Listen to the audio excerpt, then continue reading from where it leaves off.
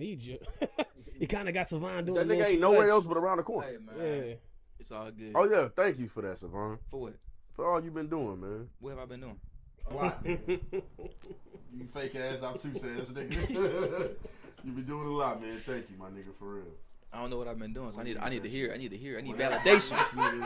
This nigga's a bitch, nigga. My bitch want words of affirmation, nigga. Thank you, nigga.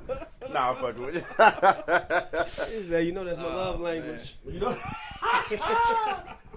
Nah, man. You had to go that you know far. What I'm saying? All the background work you've been doing, man. All the upfront work you've been doing, too, being on the pod, man. Didn't know that you was camera shy, but now we know, you feel me? You know what I'm saying? So, Nah, How my camera shy? He ain't camera shy. there it is. He not camera Z. Yeah, he about to start talking now. Yeah, He ain't camera shy. he about to start talking now. Nah, man. Appreciate you for real. You ain't have to offer your crib for the studio. Granted, like I know you was just chilling anyway, but you ain't have none of this shit though, bro. Nigga was lonely. I needed some company. I feel you. Hey, man, that's part of why me and him started doing this shit together all these years ago. Had nothing else to do. That's crazy. But yeah, man. Man, I'm talking about our friendship, bitch. You niggas is freaked the fuck out, man. Oh man. Freaky ass niggas, man. That's crazy, See, dog. that's why, you know what? This is why niggas don't show niggas love. As soon as you start showing a nigga love, now all of a Hey, man, sudden let me it's see that bottle, strange. man. Nah, fuck you, nigga. I just want to see the bottle. Nah, fuck you, nigga. Thank you, nigga. You know what I'm saying? Thank you, nigga.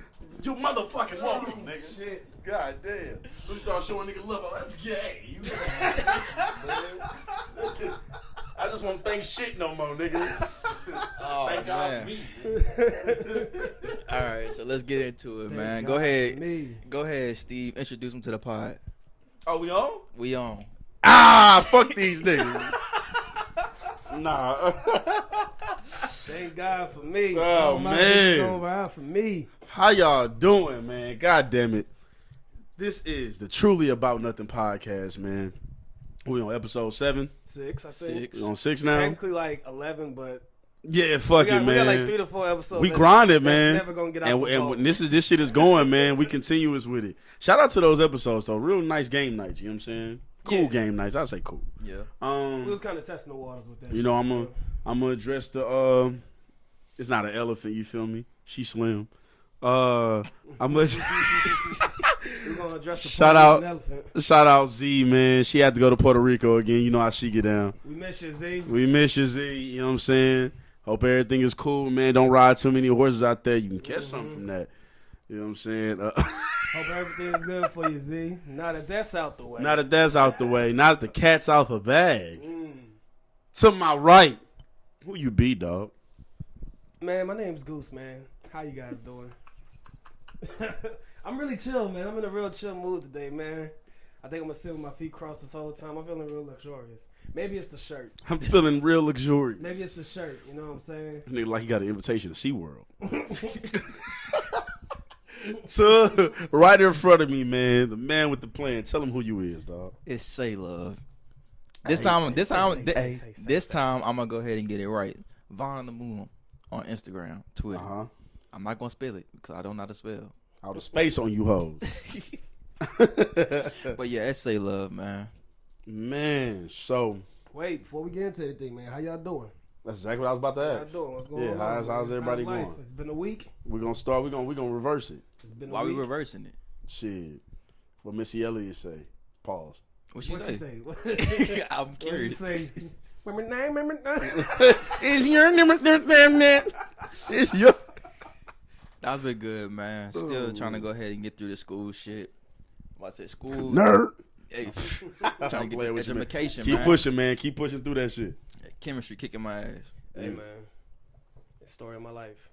You dig? Story of my life. As a nigga who didn't stay in college past a semester and a half, Dumbass nigga. I could have, man. I just didn't give a fuck, bro. Nah, 2K was out both times, like, and I couldn't. It was the fall semester, and in both of them 2Ks, I needed to play. I mean, I can't fault you for that. When I've been to like 4 different schools now. You know what I'm saying? Sometimes it just don't work out. I ain't even go to college. You dig? Dumbass nigga. Yo, talking about 2K, man. Side note, dog. I know this one girl that was talking to this dude, right? And she called me. And she was complaining like a motherfucker about this motherfucker, right? And she was like, man, Goose, you won't believe what this nigga just did. And I was like, what'd he do? And she was like, this nigga just got fired. And I was like, why? And she was like, nigga, you know what game came out yesterday? I said, this nigga lost his job. For 2K? For 2K? I ain't never done, and I'm a 2K fanatic, nigga. And she was like, yes, this nigga called out of work for 2K and lost his fucking job. I was like, yo, damn, you gotta stop dealing with losers. Which 2K was it? The latest one.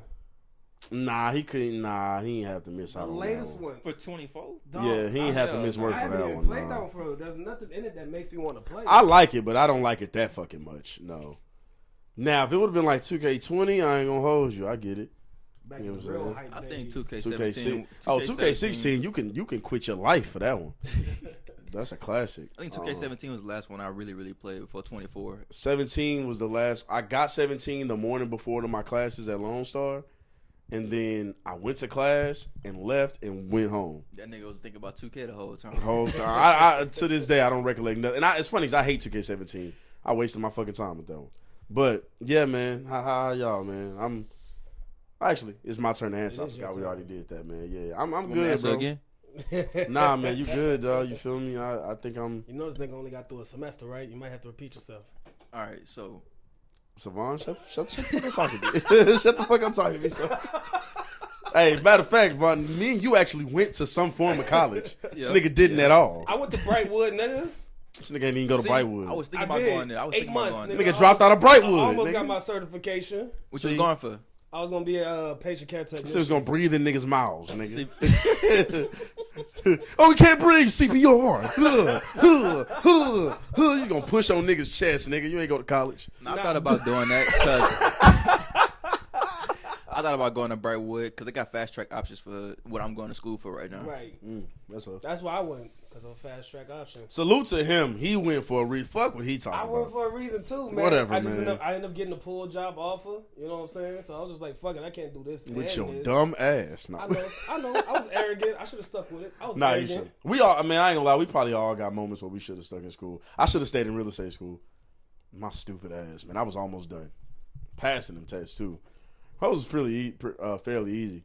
Now, what I don't understand about that, real quick, just a quick little diatribe. What I don't understand about something like real estate school is, because it wasn't necessarily open book test, but it's like, dog, does it matter if I remember this shit? Like, granted, I'm really good at memorization. We was in school for a long time. We indoctrinated. I can remember shit and pass the test, which is what I did. Got like a 95 on like multiple of those. But, and I had one class left. But it's just like, why shouldn't y'all should be telling us this shit. We should be applying the knowledge we get from the book. Because once we on the actual job, we're going to need to know all the shit we know. Like, you know what I mean? Like, the whole point of memorization, I get it maybe early in school, but they really need to be teaching us how to apply the knowledge that we learn and be able to look up the knowledge instead of just remembering it. I don't know. Just my quick little fuck America thing. But yeah, man, I'm doing good, dog. I ain't gonna lie. I'm doing good. Just keeping my spirit high, man. You feel me? I ain't really on nothing too crazy. I've been vibing. Just having a good old time, man. Living life, you know what I'm saying? Ricky Dink ass cars moving. It's mobile. Yeah, how your mama now? They good, man. My mom and them out of town right now, you feel me? Oh, shit. I'm out in South Padre. Shout out moms. Shout out my aunt. It's her birthday. Out there acting a fool, he said, mama. Acting bad, man. You know what I'm saying? He said you out there acting a fool, mama. That's how she had me. You know what I'm saying? Acting bad, man. So, yeah, I got some family members out there. So, yeah. How are you, bro? Man, like I said earlier, man, I'm in a real good mood, man. I'm relaxing. I'm chilling. Chilling out, maxing, relaxing. Yeah. All This is gonna be chill goose this time. I might turn up the more the drink get into me, but as of right now, I'm feeling lovely. Nah, fuck that. You were wrong about that shit we argued about now. Just got a new job. You know what I'm saying? Yeah. Good. Money about to start flowing in. Yeah, strip club. Whoop, whoop, strip club. Whoop, whoop. He's saying it. I'm not against it. You know what I'm saying? But he's saying it. What? I wouldn't mind it. Gonna hit your chest. Nigga Vaughn. Not me though. I drink that shit all the time. That nigga Vaughn got that smell. That nigga said, I drink. Look, the more you drink, the more you get used to it. It's actually really not bad. I love it now. I ain't gonna lie to you. Yeah. I'm still not there. I'm not there yet. Just give it. You drunk enough, man. You was in the middle. You drunk enough. Give it a couple more times. Don't think about It was that babysit. European shit, man. That foreign. That shit might be different, yeah. You might be right. I wouldn't know now. Baby sip Why would I babysit it? it. You know what? You right. Go ahead, kill yourself. Who am I? Now, why would I do that? Somebody say Why would I do God that? And I got news for you. So, man, there's been a lot of shit going on in hip hop still. I'm really upset at these niggas. I ain't gonna lie. These niggas is pissing me the fuck off. You got to D&D that shit. Yeah, I'm gonna have to, my nigga. This shit doing too much, bro. The whole sofa vibrating. That's That's your shit. This nigga freaked the fuck out, That's your man. shit doing We don't know what this nigga talks. Sometimes we just let Goose speak, man. We don't Every know what 10 that seconds, nigga I'm on, hearing. man. You a fucking freak. I'm thinking, damn, I know that ain't my phone. This nigga ain't chill. This nigga's weird, nigga. Nah, so yeah, man. This hip hop shit is pissing me off. Let me tell y'all why. Why this shit is grinding my gears, bro. I need these niggas.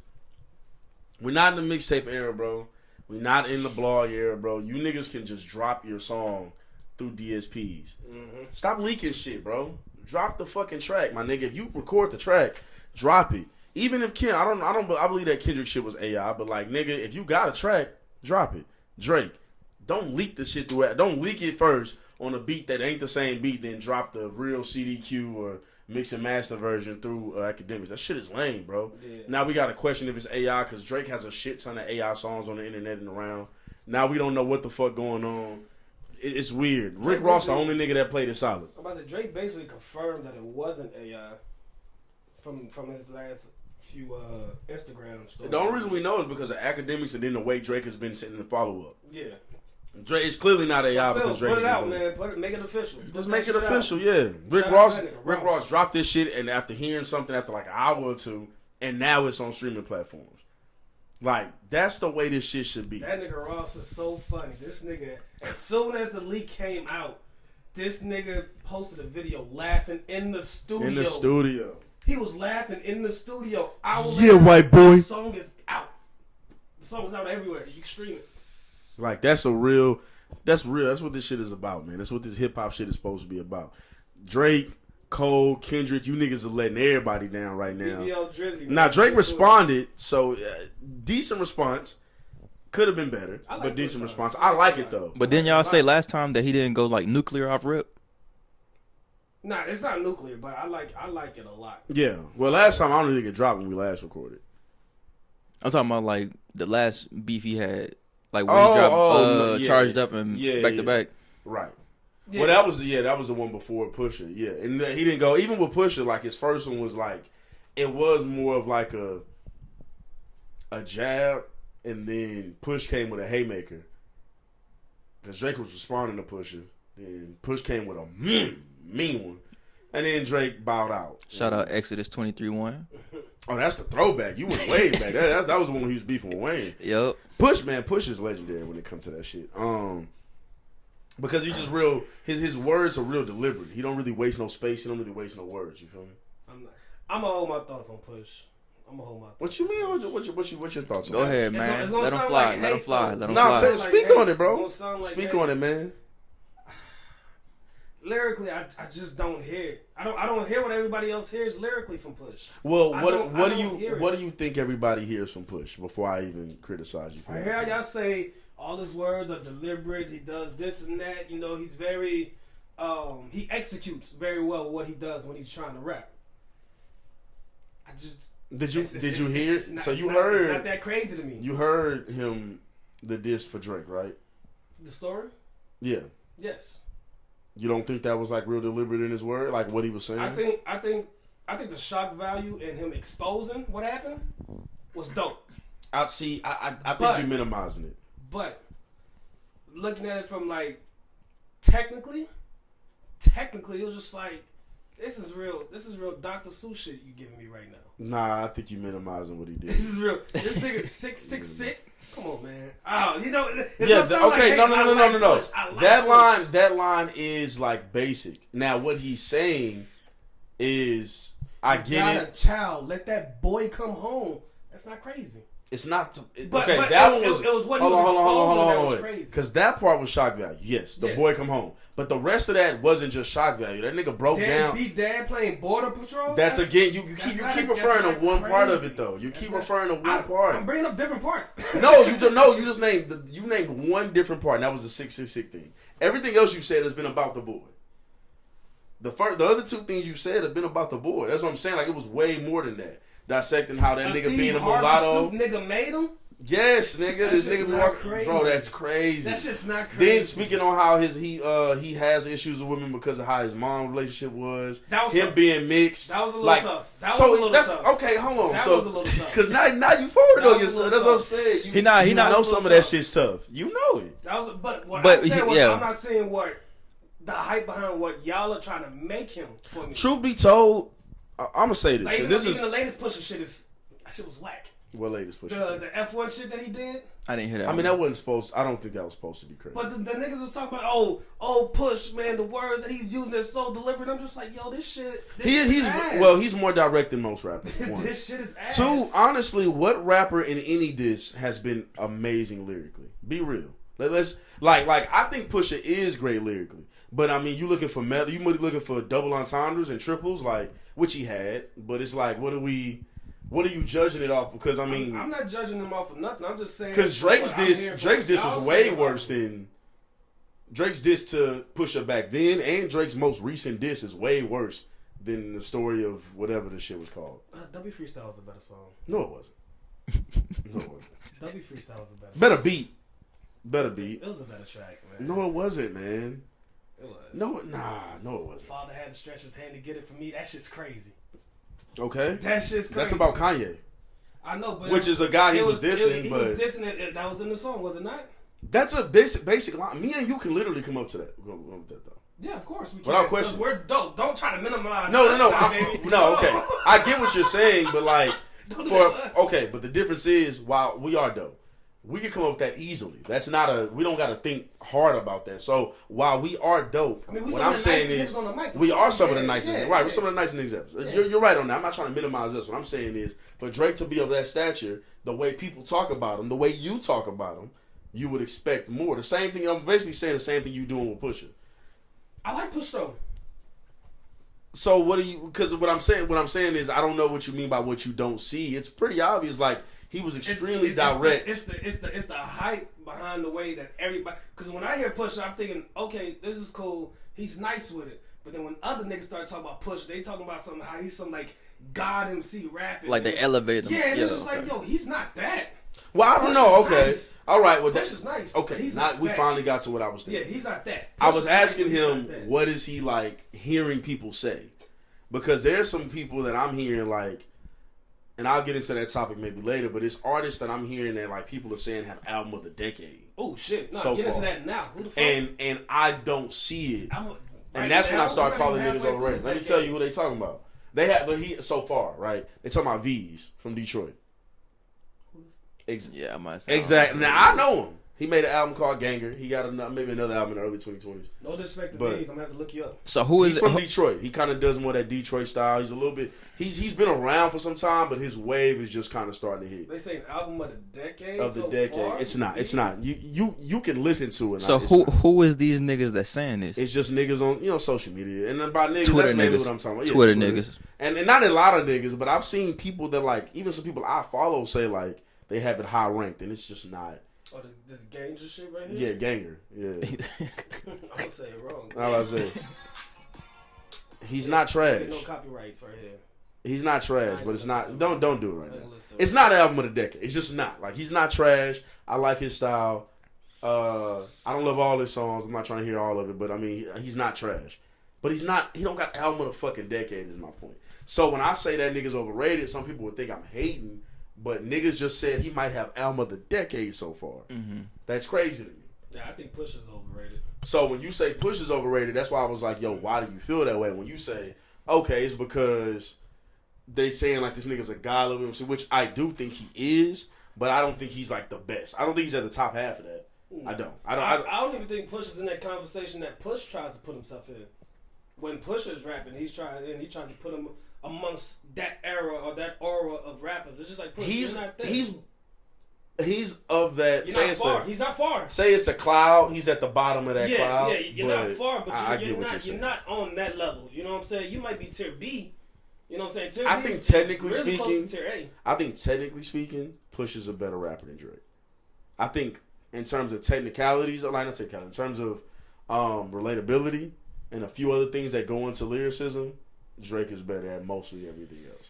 But in terms of just strictly like technical ability, it's probably Push. But that's the same thing with Lupe Fiasco. I think Lupe Fiasco is getting extremely overrated. Oh, that shit is crazy. And it's people calling Lupe Fiasco the GOAT. Like, where did all this Lupe love come from? It's a dude I follow that I know hates every fucking body. That nigga said Lupe is the greatest rapper alive right now. Yeah, like where? And I was just like, random Lupe love come from? What was it last year? What was it? Apparently, no. I've seen it, but it was always like, oh, he's a good pen.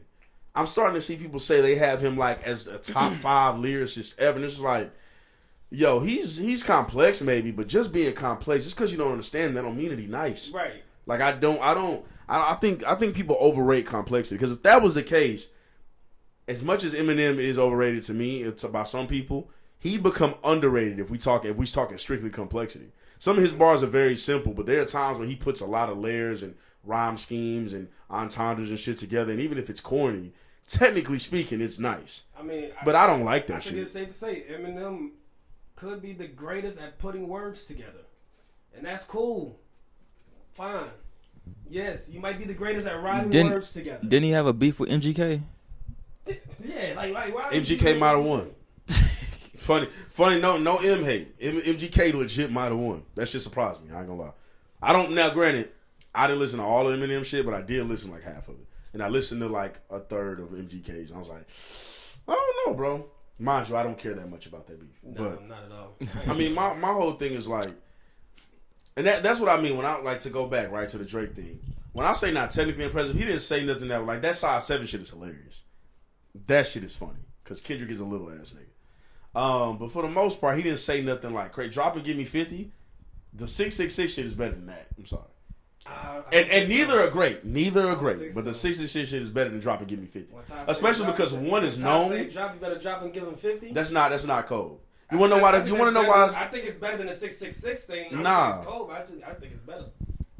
How much Tommy got that man is 6 with the 6 ad lib in the background. That's harder than me. That's harder than me because that's a real thing.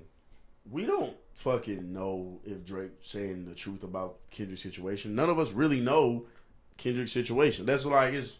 And my only thing is Drake is the last nigga to tell a nigga you getting extorted. I feel you on that. That was my man. I don't mind it, and like I keep saying this because niggas just keep doing it more and more as we go on. It's okay to lie in a beef.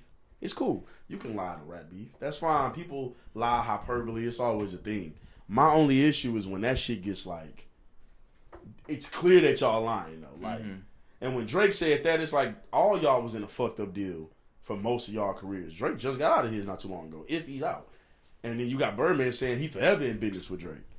Jay Prince saying we always locked in. He's always my and ain't nothing wrong with that. Extortion might be too strong of a word, but that's what people say. Because from what Ross done said, it doesn't sound like Drake plays for a different team than what the rest of the rappers play for. Mm-hmm. So he might not be getting extorted as much as some of these other niggas is getting extorted. And once you at Drake's level of fame, you are playing it is a different ball game. White boy. I thought Ross's diss was great. Yeah, personally. Yeah, I love Ross's diss. But I think I've always loved Rick Ross. I always have too. Yeah. I think he's one of those rappers that doesn't have a terrible album. Stay scheming. I think all of his albums at bare minimum are decent. Decent to good. Yeah. Very consistent. It's never trash. Yeah, he's never very trash. consistent with what he does. I agree. So that's why I always love him. And now, can he be a little, I don't want to say one-dimensional, but kind of? Yeah. Yeah. You know what I'm saying? Is he always going to hit the jab step to the mid-range pull-up? Probably. I don't know. He'll dunk every once in a while, but he's not going to give you too much. But man, it's one of my favorite moves in basketball. Yeah. It's a phenomenal move. It's always beautiful when I see it. And that's the thing. I think Drake's rapping ability is also God level. I think overall I'd have him over Pusha T, but just as like a strictly like the technical, like we get real nerdy about rap, which we're not gonna do because we're not fucking lame. But we're not gonna get real nerdy with about lyrics. Ex-drug dealer and his bars. We ain't gonna get nerdy with that nigga because that nigga not trying to get nerdy with it. You know what I'm saying? So it's kind of like, he ain't trying to. But I mean, yeah, Drake I think had a pretty good diss. I think he had some good shots. The Metro thing, I see both sides. I see people saying how you gonna get on a nigga for doing the drums when he's clearly a producer? Like, I mean, what is that? Is that really a diss? But then again, telling nigga to shut the fuck up and get them drums is also pretty funny. He said, "Shut your hoe ass up." Yeah, shut your hoe ass up. And the funny thing about Drake is he didn't say beats. He said, "Metro, shut your hoe ass up and make some drums, nigga." That's funny. That's funny no matter how you slice it. Drake is hilarious. I think that might work in Drake's favor going throughout the rest of this beef. Is the fact that Drake is legitimately funny. Here's my only thing with that is because Drake also has a corny element too. He has both, and I wonder how it's gonna play out because Kendrick ain't as funny for sure. But I don't know, like Kendrick technically has more to say about Drake than Drake would have to say about Kendrick. And they're really Ross can go, I think, tip for tat with Drake in other ways, but as an artist and like accolades and stuff, he kind of can't. And like catalog and stuff, while Ross has a good catalog, I think most people put Drake's above it. Yeah. But then Kendrick has the catalog, the acclaim, the awards, not the same money, but some money. The tour numbers, not the same tour numbers, but at one point he had the record. It's literally the two gladiators meeting. You know what I'm saying? Such a close thing. A lot of the things that put y'all over, most other people is gonna cancel each other out. So right now, at the end of the day, between these two, it's probably just gonna be about the pen. Here's what irritates me about it though, is it's becoming this thing where it seems like everybody's jumping Drake. Which maybe that was Metro and Future's idea. But Kendrick is still alone on this. Forever. Decade. Yeah, like it's always just been him doing this. So anybody else who jumped in and had some animosity with Drake was on them. So that's why I don't like that it's being looked at. They're starting to be turned like it's a 20v1 and they needed all these niggas. Kendrick needed all these. Like, no, Kendrick didn't need any of these niggas. Now what they doing on their own, I don't know. That's their own shit. The Ross diss only come from Ross playing, like having a verse on there, but I don't think he dissed him in the verse. But he definitely was playing like the Like That song in the car on Instagram. All this shit is, I just hate how social media it is, though. I like the funny shit because Ross dropped the song. Drake technically dropped the song too. Thank God Kendrick ain't online playing. Because I'd be mad as shit if that nigga was online playing, tweeting, and not dropping songs. It'd be pissing me off. This AI shit is just, it's almost ruining it for me, man. You're ruining it. Yeah, I don't like any of this AI shit that's going on. I don't know who these corny ass niggas that keep dropping these little AI tracks for clickbait. You are ruining a moment in hip hop that we can enjoy by doing all that corny bullshit. There's people who didn't grow up with hip hop, I don't think. And that goes for the people who's making it. That goes for the people who are posting it. Everybody. You know it's fake, but you still gonna post it. Yep. Like, I wouldn't post nothing if it wasn't verified, man. You niggas don't got integrity. Like I'm not the most. I'm a pretty stand up nigga, but I ain't act like I'm infallible or fallible. However you want to say it. I'm not the perfect nigga. You know what I'm saying? I'm not whatever, but you niggas have no integrity, man. Y'all know this shit is fake, and y'all gonna put it out anyway just cause. Just cause you know niggas is gonna try to run to it because we're waiting for something. Yep. We're waiting for something, and you know it's fake. So now you're just ruining the anticipation for what Kendrick has to say. We can get old school real quick. Who you think won, Jay or Nas? Jay won that.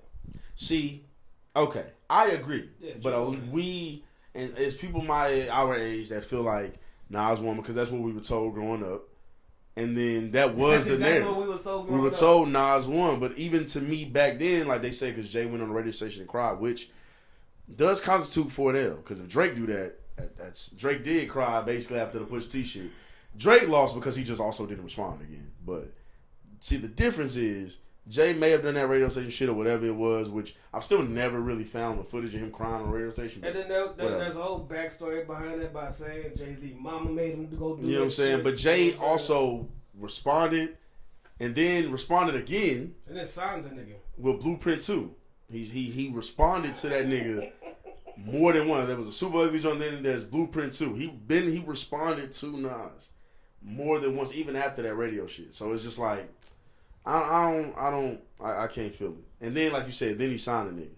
So to me, Jay won that. Takeover. You want to talk about a better song? Takeover's way better. Takeover's a way better. And to me, it's a more effective diss. I'm sorry. When I first heard Ether, it's cool that you think Jay-Z's ugly. Yeah. I mean, we all see that. You know what I'm saying? Like, yeah, he got big lips. You right? Mm-hmm. Yeah. Yep. Yeah, we see that shit. Sure. Like, okay, nah. But this nigga just talked about your discography, nigga. Say something. How you made something a hot line, he made it a hot song. Like, Nigga said, half your shit is trash. And then you looked at the nigga and said, but you're ugly. Whatever you say, Nas. Sure. Fuck JC. Like, alright, I guess, dog. It just didn't. That song, and maybe I'm not, it's because I'm not from New York. Maybe that's what it is.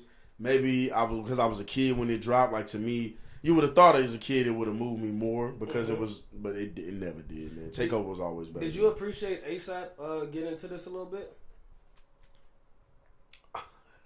Did you appreciate that? I respected it. I don't know if I wanted it. I only do because I think Drake threw a jab at Rocky. And Drake been a doing while jabs ago. at that for a long time. Yeah. Like when it was first kind of announced that ASAP and Rihanna were together, I think Drake did something. When he first I might be wrong. Mm-hmm. And if that's the case, then you gotta go. At some point, you gotta defend your girl's even honor. though he's barely rapping. Yeah. Yeah. At some point, you gotta defend your girl's honor. I don't mind you for doing that. I don't. Whatever. Whatever. I respected it. I don't know if I wanted it, but I respected it, man. My only issue, like Future can battle with Drake and all that. The reason why I mainly care about Kendrick and now Ross doing this because they're the only two that like, even if Drake's a better rapper than Ross, Ross is still good enough to make this competitive and funny enough to make it entertaining. Yeah.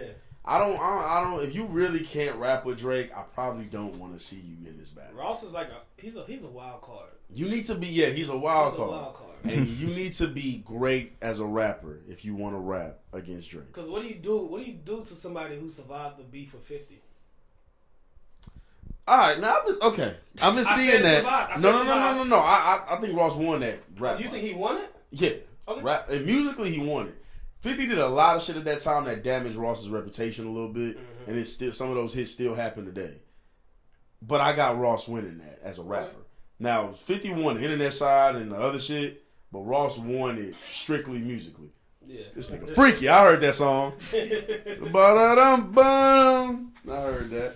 But no, I had Ross win. Now, only difference was I've been seeing people say like that was prime 50. And it's like that wasn't. That was not prime 50. That was 50 after he lost to Kanye. Yeah. Like that's not. Yeah, that was not prime 50 at all. Prime 50 is legitimately like 05, 06, and before. I don't even, yeah, I'm about to say I don't even consider 05, 06 his prime, man. His prime might have been like that 03 before. Well, I'll take 05 because the Massacre came out in 05 and Get Rich or Die Trying also came out. The movie came out in 05. So he still was like, there was a lot of shit going on. Damn, nigga. I'm telling you, bro.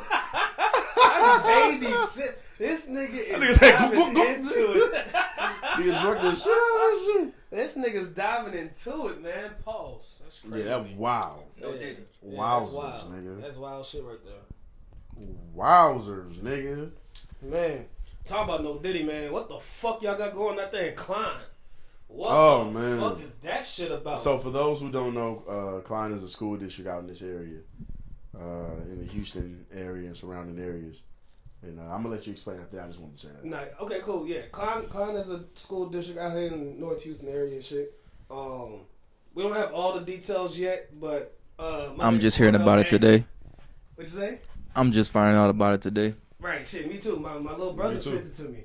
But my nigga Cornell X was out there at Klein Kane, one of the newer high schools, and he was out there. He had some reporters with him. He had that beautiful black woman with him. I wish I got her name. I don't know her name. But they have some very, very, very telling evidence about sex trafficking that's going on at that school. That's been happening since February of 2024. Oh, he said 23? You said 23. February 2023 until like April. So it's been happening for a little minute now. And the shit, it's kind of weird and scary when you think about it because it's so close to home. And it's like, damn, niggas is just kind of doing this in the open for real. Even though there was a bunch of reports about it. You know what I'm saying? The person that was involved made mad reports and everything like that, and the district's been covering it up, and the fact that y'all still done, kept the lady on, the lady that was involved with the shit. It's just really wild. I don't know what the fuck y'all got going on. But y'all got to get that shit together. And it's unfortunate, again, for the viewers who, may not be from here or may not know or be aware of the statistics. Like, Houston and just this area of Texas in general is really huge on sex trafficking, like in terms of how much of it goes on down here. And it's sad, man. And especially for it to be happening in high school. And that's a high school that, again, we didn't go there, but it's in an area that we know of. And so, like, legitimately, man, prayers up to the people involved that are victims of the situation. And hopefully they're home and safe. And if they aren't, then hopefully they get home and they're able to. Because, man, that shit is... You hear about it out here. Like, the weird thing is you hear about that stuff here. Right. And some people know people who got involved in it, some don't. But, like, you hear about that shit all the time growing up. And now it's even worse with not socials, but, like, I think just the internet and the way the market can be with some of that. And then you got streets out here where shit's kind of public. You know what I mean? With what they doing. And while those are usually adult girls, it's just like, man, sometimes, or a lot of the time, young girls are getting roped into that. Even young, you know what I'm saying, young boys, depending on what's going on. And it's unfortunate, bro. I hope everybody gets brought to justice. Mm-hmm. Every single person that was involved, every single person who knew.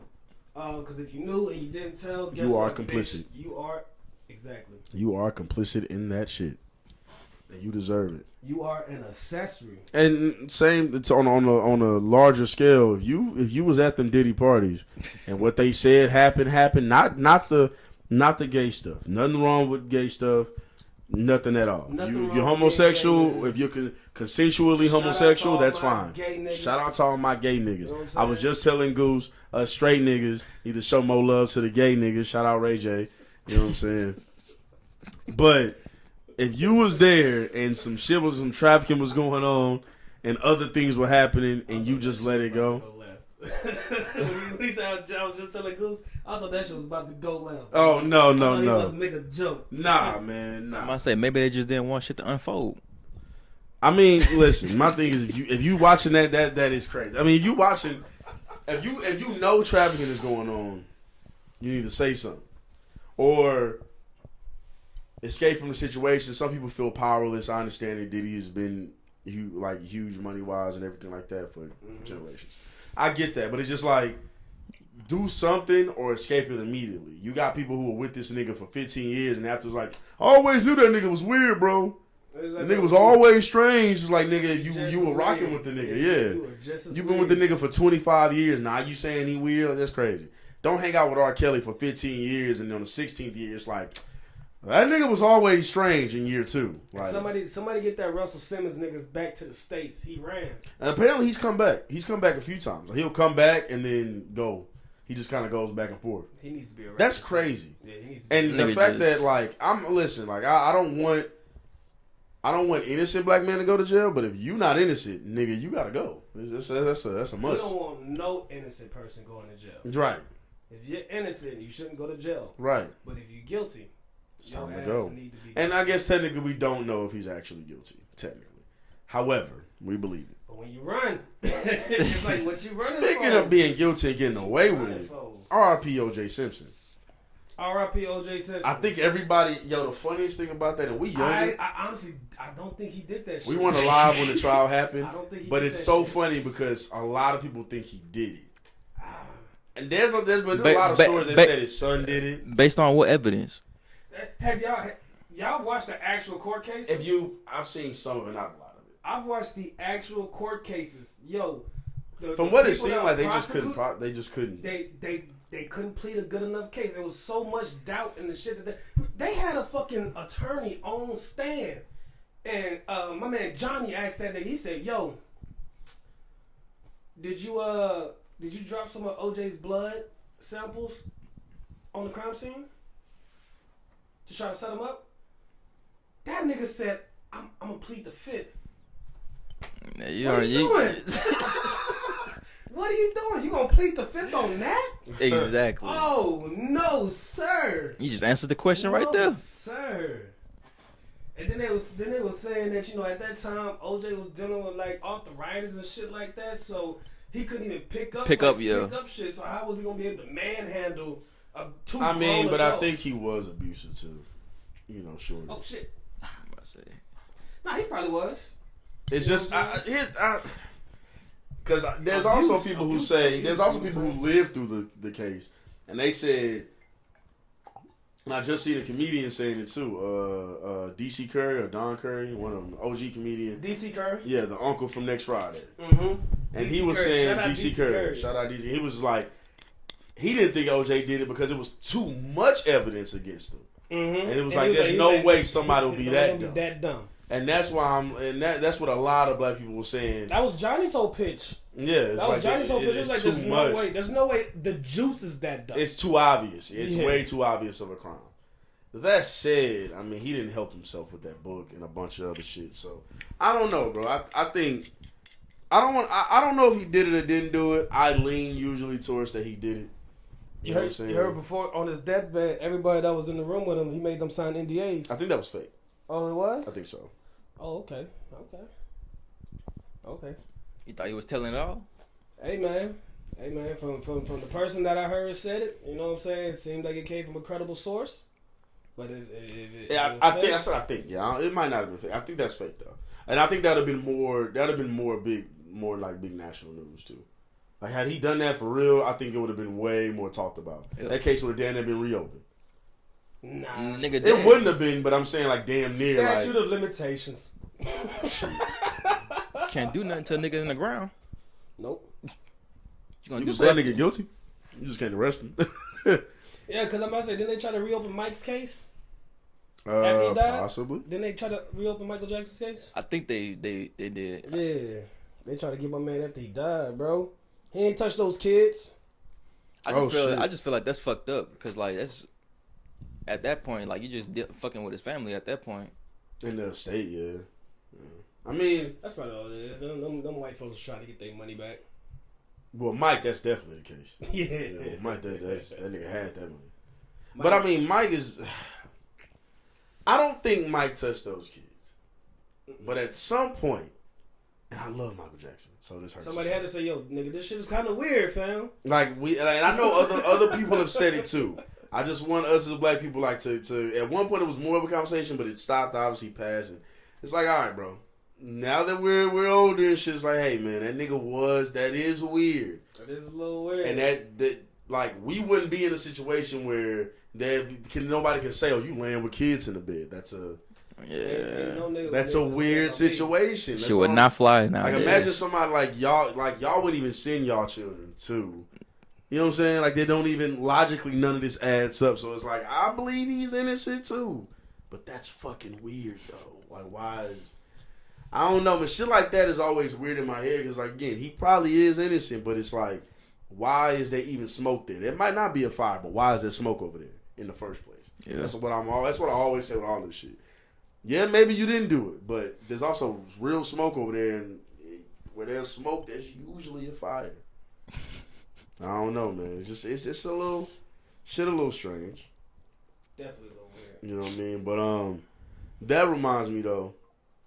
In those situations, right, it's kind of like it's almost like a powerless feeling unless you're directly involved because you want, in all the situations you name, right, these sex trafficking things of that nature, you kind of can't really do anything about it, right? Like as a normal individual, you can spread awareness, but unless you're a prosecutor, unless you're a lawyer, there's really nothing we can do, right? And that got me thinking over this weekend, the same time a lot of these diss tracks were dropping, we had basically World War III starting damn near over in Israel and Palestine, and I always say Israel kind of fucked up. Give or take. And whether it's actually World War III or not, I don't really know. But just hearing what they're saying is just no. But see, now other countries are getting involved. I think Iran just got bombed or is about to bomb Israel or something like that. So now it's not just them anymore. That's what's making it a thing. The latest thing I heard was that it was the bombing, of course, and then like now like they just capturing drones because they looking to strike back. So I'm about to say if it's a World War III, I'm just glad the U.S. not involved right now. Well, we gonna get involved. Because they back in Israel, so they want to. And Iran is worried about bombing them. Let them niggas figure that shit out. Iran, if they bomb Israel, then they know we're probably getting, you know what I'm saying? And man. And it's weird, man, because I feel for all the people of Palestine. I feel for the children in Israel who are getting bombed. And the adults who have nothing to do with it. Because I don't know where I stand on each side of it, but I mean... The situation is more complex than what the media is trying to say. And some media are way on one side and some media are way on the other side. And it's like, I don't... And that, you know, when we start talking about these things, man, I'm just kind of like, yo, what? People be like, you need to be talking about this. You need to be talking about this. It's just like, well, I don't mind, and I will, but like, what can I actively like? Yeah, like what does me talking about it do? What does a big black nigga in Houston, Texas, talking about it? What is that? Do you know, for that little portion? Like nothing wrong with spreading awareness around the world, but it's like this is already a worldwide conflict. Everybody knows. Yeah, it's people be saying you need to talk about it. Like they do the thing with Beyonce. Like why is she not talking? It's like, well, you know about it already. Right. You know about it enough to say why this person didn't talk about it. Beyonce talking about it is not bring it to a larger platform. Everybody knows now. Mm-hmm. Maybe in the 90s and like 2000, maybe it was known then, but it was still like a little more low key. With the way social media is now, and the way people talk now, everybody knows this already. And it's almost unfair to those celebrities like that too, to be honest. Because it's like what should Drake say about it? Nobody give a fuck about what Ja Rule thinks at a time like this. You know what I'm saying? Like Russell Simmons of all people saying, be like the stop caring about disses, off the wall celebrities talking about this. It's like Russell Simmons. First off, you are a fucking freak. That's a whole nother thing. You deserve jail time. But then another thing is just like, dog, what are we really supposed to do? Yeah. Like I can't. I hate seeing it too. I feel bad, but really, my heart really does cry for those people. I don't know what I can do. Like the Congo situation. Y'all are mad at the wrong people. The Congo situation. I care deeply about that too, because those are also black people. I give a huge fuck about that. And that's been going on since before we was alive. That's been going on forever. And that's a super fucked up situation. It's Palestine shit too. So is that too. And it's just like, going on forever. And I can talk about it. They've been trying to get their land back. They've been trying to get their land back. I can talk about it. I'm just wondering like, what can we really like, there are fundraisers to devote to, but I mean, shit, America feels like we're in a goddamn recession right now. Shit. Money tight over here. Like, not saying we shouldn't try to donate to causes. It's just like, goddamn, like. I can't donate to any cause right now. I'm trying to donate to my cause. And then with some of these causes, man, like, struggling. even when the Black Lives Matter. We need to talk about Goose struggling. How about y'all donate to me real quick? Even when the Black Lives Matter movement was going on, and I definitely support Black Lives Matter, of course. But like, when you start just donating money to these causes, and you see this fundraiser pops up, a lot of thumbs down, it's crazy. You see this fundraiser pop up and this other fundraiser pop up. It's just like, okay, where's my money going, and how can I track it? Mm-hmm. Like, what is this going directly to? Because then you hear about funds being allocated to things that had nothing to do with the movement. It's like, all right, what the fuck are we doing? Like, what are we doing when we protest? I went to protest. I was at protest. I marched downtown Houston multiple times. And then you there, and once you get to a certain point, it's just like, all right, what are we really doing? What are we really doing out here? Except like for risking injury for no reason. And then after a while, like the cops started getting there, you see the tension start, and then somebody threw a rock at a cop at a protest I was on, knocked him out. They had to kind of carry him. You walk around the corner, you see cops getting out of a truck, starting to gear up with the riot shield. So it's like, I'm starting to look at them like, what do we do? Like, what are, like, at this point, we're protesting and everybody out here is mad, but what are we doing? How mad are y'all? How mad are y'all? I understand Minnesota. I get that completely. I know how angry it makes me, but I don't know if that makes y'all that angry. Ferguson, I understand Ferguson. You know? LA in the 90s, I get the area itself protesting and wilding. If we are just gonna stand out there and march, or we're just gonna make social media posts, that's what they want us to do. What are we changing? Yeah, we don't do a lot of things, and it's unfortunate. I think people want to do something with a purpose, but then we all get out there and we just all out there looking around each other like, all right, well, at some point somebody has to plan the purpose for this. Yeah, it's a lot of niggas out here for shit show. Yeah, like shit show. What is the purpose? Like, we are deep. And I've been thinking about that legs. I be seeing people. Shit, there's been people I know personally that have been like, why aren't you saying anything about the pound? I'm like, yo, like what? Like, yo, what do you want me to say? Are we going to war? If we ain't going to war, don't talk to me. I hear gunshots in Acres homes almost every other night. Like, what? Like, I care. Unfortunately, I care a lot more about what's going on back at home and on the north side. Mm-hmm. You know what I'm saying? In this city, or like what's happening at Klein Cane or any of that, than I do any other worldly conflict. Even though I have the capacity to care about all of it, but it's like, what am I? One, I can either vote to change it, or I can like look around and like see what's actually going on. The other one is a place I've never been to. People I care about and don't want to see hurt, but I don't know. Like, I don't even know why this conflict started. It goes back so far, and it's powers that be that we'll never even see. the people who are really behind all this shit. I don't want to get too crazy, but it's just things behind all these. I ain't gonna say what kind of people. I ain't gonna say what kind of people, but I think we all know. We all know. He didn't say nothing. I ain't say not a goddamn thing. Don't y'all come and cancel me. And that's why it's just thumbs up. Yeah, you right. You ain't say shit. And that's why sometimes it's just like, man, I don't. You know, that's just something that's been on my another little Steelo little rant. I'll be like, man, what are we supposed to really do in these moments? And then people have, and the answer was okay. Like after I donate to this cause, like, am I just playing the wait and see game? Are we donating and then we don't know where these funds really go? Who's tracking these funds? I want to talk, like, one day I do want to talk to, like, some of these fundraiser leaders and see, like, where is this going? How's my dollars being How's put my to work? dollar? Because how will this actually help? If it's not going to actually help anything directly, or we don't know what's going on, we need to, at some point, we need to reorganize this shit, reshuffle the deck, because we don't know what we're doing. Again, as a nigga who's protested and been out there, and been ready, it's just like, yo, what are we? All right, cool. The Palestine thing. All right, we shut down 45. I didn't do that, but I've seen them shut down the freeway. Okay, you're gonna shut down the freeway in Houston, Texas. You done made a lot of niggas late to work. What are you? A lot of niggas probably got right up. This news to me. It's probably a couple niggas that got fired. It's been happening. It just happened again in the Bay Area. They did it in the Bay Area. They shut down I think it was the Bay Bridge, actually. There's probably a couple niggas who lost their jobs. What's the point of shutting down the bridges? Like, what is that doing for them niggas out there? Not a goddamn. And that's the only thing I be wondering, like, cause they don't know what doing that shit for them. And the thing about it is, okay, you shut down that freeway, and right, like I seen somebody say, you know, people are complaining about it, but you don't have the right to live in peace. It's like, okay, fine. But what they say? Oh, they say, I thought you were talking about something. My bad. They say that, like, you don't have, like, we shouldn't feel like we have the right to live in peace, or if they can't live. It was just like, nah, I feel you, cool. But at the end of the day, like, everybody on that freeway is not like a politician. You didn't shut down a freeway full of politicians. Mm-hmm. You shut down a freeway full of regular working people. People that are trying to get to work, provide for their families. You have blocked off a freeway of working people.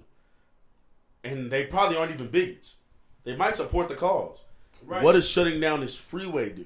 Let's go shut down some government infrastructure. And while the freeway is government infrastructure, I mean, like, let's go to a government building and occupy that space. And bomb that motherfucker. Whoa. Oh, gosh. Wait a minute. That's the talk we need to be having. Wait a minute. All right, we ain't ready for those talks. Well, so what? I think we should censor that. I think we should. Don't censor it. Just censor one word. Don't do it. Just one word. Yeah, just one word. It rhymes with Donald. I don't want you to censor it. You know, just censor that word. Because that's how I felt about the protest a while ago. You know, it's just like, dog, from all the history that I've, you know, read about and researched, I've only seen change come one way. You got a cup over there? Another cup? Nah, I don't got a cup over there, brother. All right, don't worry about it. Keep going. You don't see change one way. I've only seen change come one way. And it's always violence. It's war. It's the only way I've seen change come. So when I start hearing all these people protest, it's like, yo, they want you to be peaceful. Have you seen it, or you just... It hasn't happened in our day and age. It hasn't happened in our day and age. Because it ends up just being everlasting war, like in Palestine and like Israel. It just ends up being war forever. In some people's minds, they're trying to fight to get their land back. You know what I'm saying? And then in other people's minds, they're trying to fight to keep their land. Mm-hmm. So it's hard to really see, you know, who's right, who's wrong in that situation. Because some people were there first, and then some people were granted that land. So it's kind of hard. You know what I'm saying? That's why I kind of stay out of it. I don't try to give my opinion on it. You know what I'm saying? I let them niggas do that. You know what I'm saying? It's like, yeah, what's going on over there is fucked up, but let them niggas figure that shit out. They've been at it for years. Let them figure that shit out. Sometimes you can't avoid it. Yeah, you know what I'm saying? But a lot of times you go out through all the history, man. Anytime any kind of change has happened, an empire had to be taken down. And it wasn't taken down by peaceful protesting. It was not taken down by peaceful protesting. It's always war. It's always war. So if niggas want to start talking change, you know what kind of talk I'm talking about. I feel that. I just, like I said, I agree on there needs to be some real plan of change. Am I voting for all out war? If we really want to change, we might need it. But I mean, again, I'll end this by saying this, right? At least my part of it, and then I know you have more to say. Once we really understand, as a people, not just black, but just as a people, it's us versus them. Then we can start really moving towards the direction we need to move. After that, until we get to that point, we're aimlessly fighting a bunch of mini battles, to try to get a couple inches ahead. But once we realize it's us versus them, we'll move from there. So what, we asking for war? No. That's the only talk I'm talking about. Yeah, he's talking about war. I'm talking about something. It's just like, yo, what are we doing? But you know, what I'm saying for Indian war. Neil deGrasse Tyson had a very unique way to look at people getting changed. And he was like, you know, if people realize, if everybody at once, and it don't need to be everybody, if a large amount of the American population, all at once for one weekend, or maybe 1 week, stock up on what you need and say, I'm not buying shit from none of y'all. I wish. I'm not buying shit from none of y'all. I'm not going to work. We're not going to work. We're not shopping. We're not spending no money with y'all until shit changes. That'll force their hand. You know what I'm saying? Because they only talking two ways. It's either violence or money. But I'm about to say, I feel like they got too much control over the economy for that. Like, they need us to control the economy. But at the same time, they got niggas out here struggling. The niggas that's struggling is not going to want to go ahead and do that. And that's why we need more community. Because that's a good point. If the niggas are struggling and there's some people that are around that can't help, we need people that can help, because we got a lot of niggas that can't help. And we gotta adhere to this. It don't take much to help, for real. You know what I'm saying? Man, when they say the price that it would cost to fix the homeless problem and some of the other problems in this country, especially like food and stuff like that, it's like, dog, there's the money's there for that. I think I looked it up. It don't somewhere. never be nothing like a trillion. It don't be nothing. It don't even be billions sometimes. I think I looked it up somewhere, and it said it was either Bezos or Elon Musk, and it was like, yo, this person has so much money that he could give every household in America $1 million and still be a billionaire. Like, fun.